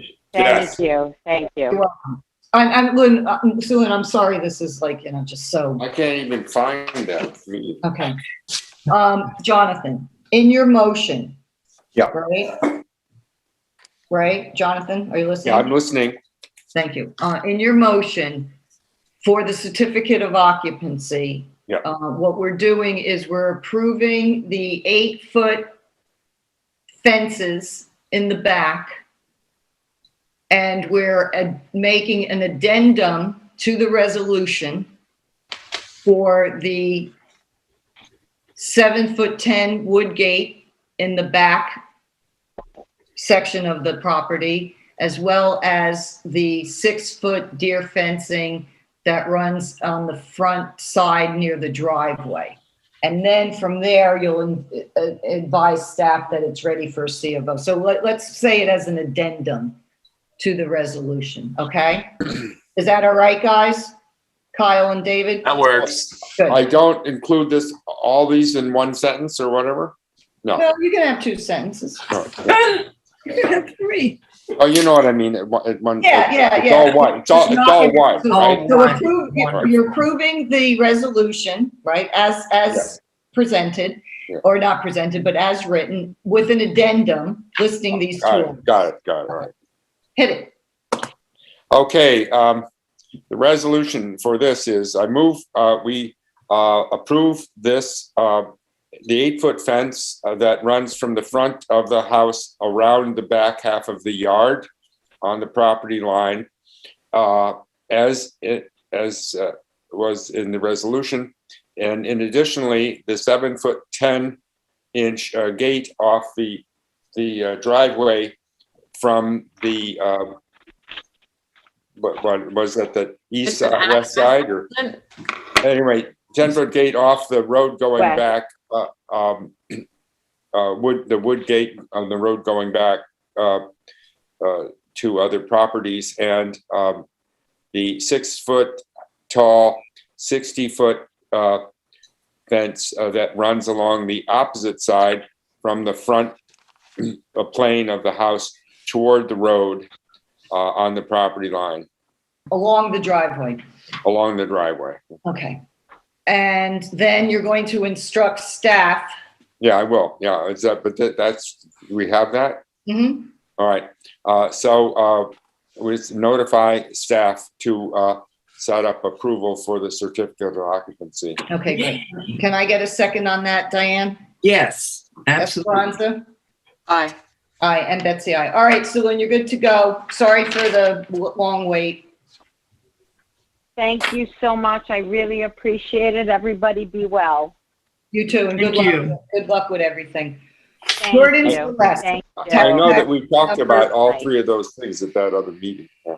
What, Jonathan? We talked about all that at the meeting. I don't know how it slipped How out. it didn't get on the resolution. Right. We got to just do a better job checking them before, we Yeah. let them go. But we were in the middle of, staff changes and things. So Jordan Celeste, tax map number 300, as I was going to say, stuff happens. 300-159-1-18.1534 Fieldview Lane. This was a house that was built in an agricultural area of Fieldview and Roberts Lane in that area. Oh, yeah. And everything matches exactly to the plans. And they came in a few meetings ago and asked for us to change.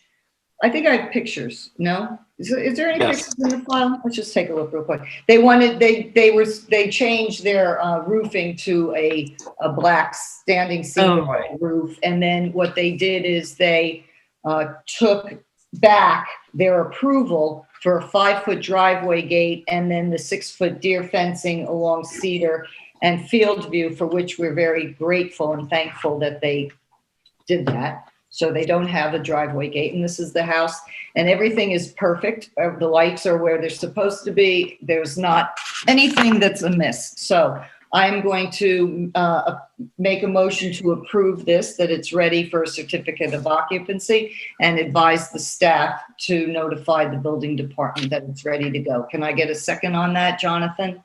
Approved. And all in favor, Esperanza? Aye. And Diane?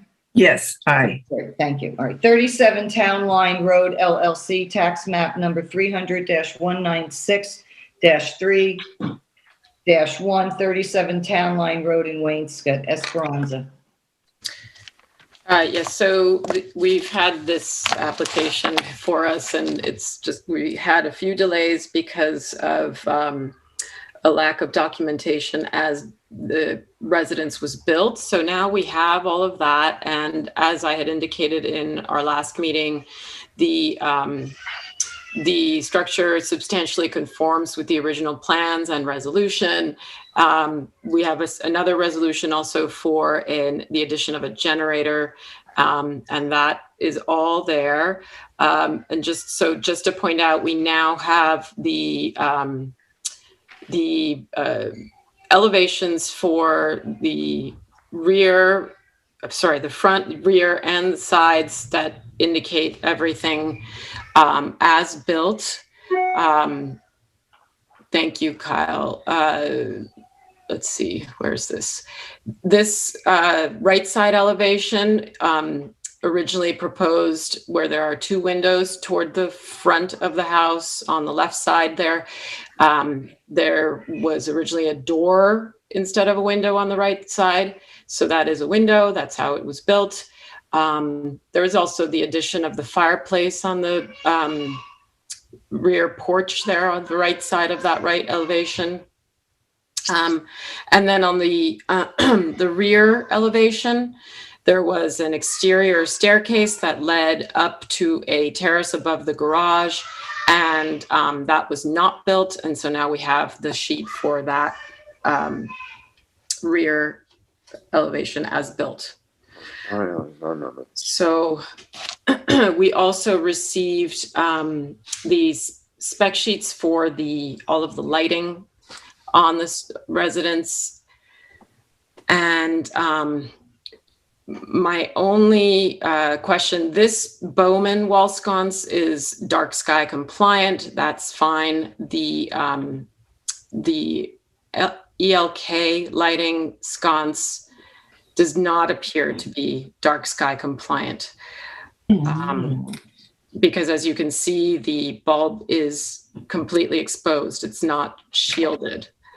So I don't want to hold them up for the CO, but, I don't know, David, what do you advise? Is he there? Well, let me just say this to you and to David and to the board. I'm looking at their resolution. It doesn't reference lighting specs. So we never really approved this light fixture. Okay, yeah, so that's fine. And that's why I say I don't want to hold them up for the CO, but I know that we are always on top of the proposed lighting, especially on ag overlay properties, which this is. So do we make the recommendation to the applicant? Approve this for CO, but make the recommendation for them to consider swapping these? Yeah. Well, As we have done with. Yes, that sounds like it's a reasonable thing to do, and we could certainly let the building department know that, we're concerned or that the board is concerned about this not being dark sky compliant. And when they go out there for their CO inspection, if it's something that they feel that needs approval, they'll, well, the dark sky compliant is a law, right? For exterior lighting. It is, but the law is enforced by an enforcement agency. No, exactly. So, we don't have to approve it or disapprove it. It's against the law already. Yeah. Without the ARB dealing with it. So. Okay. So I just wanted to point that out. So otherwise, everything is, I think, is compliant. Right. Did Kyle show the photograph of the light fixture that were in question? He did. Okay. Because, we have these like really handy little, this is what's approved, this, different types of light fixtures in our code book. And this would not fall under what would be approved because the bulb isn't tucked up underneath. And so the light comes down, the bulb is actually in the canister where the glass is. So it would not be based on our code approved, but we'll have the building department make that determination, correct? Yes.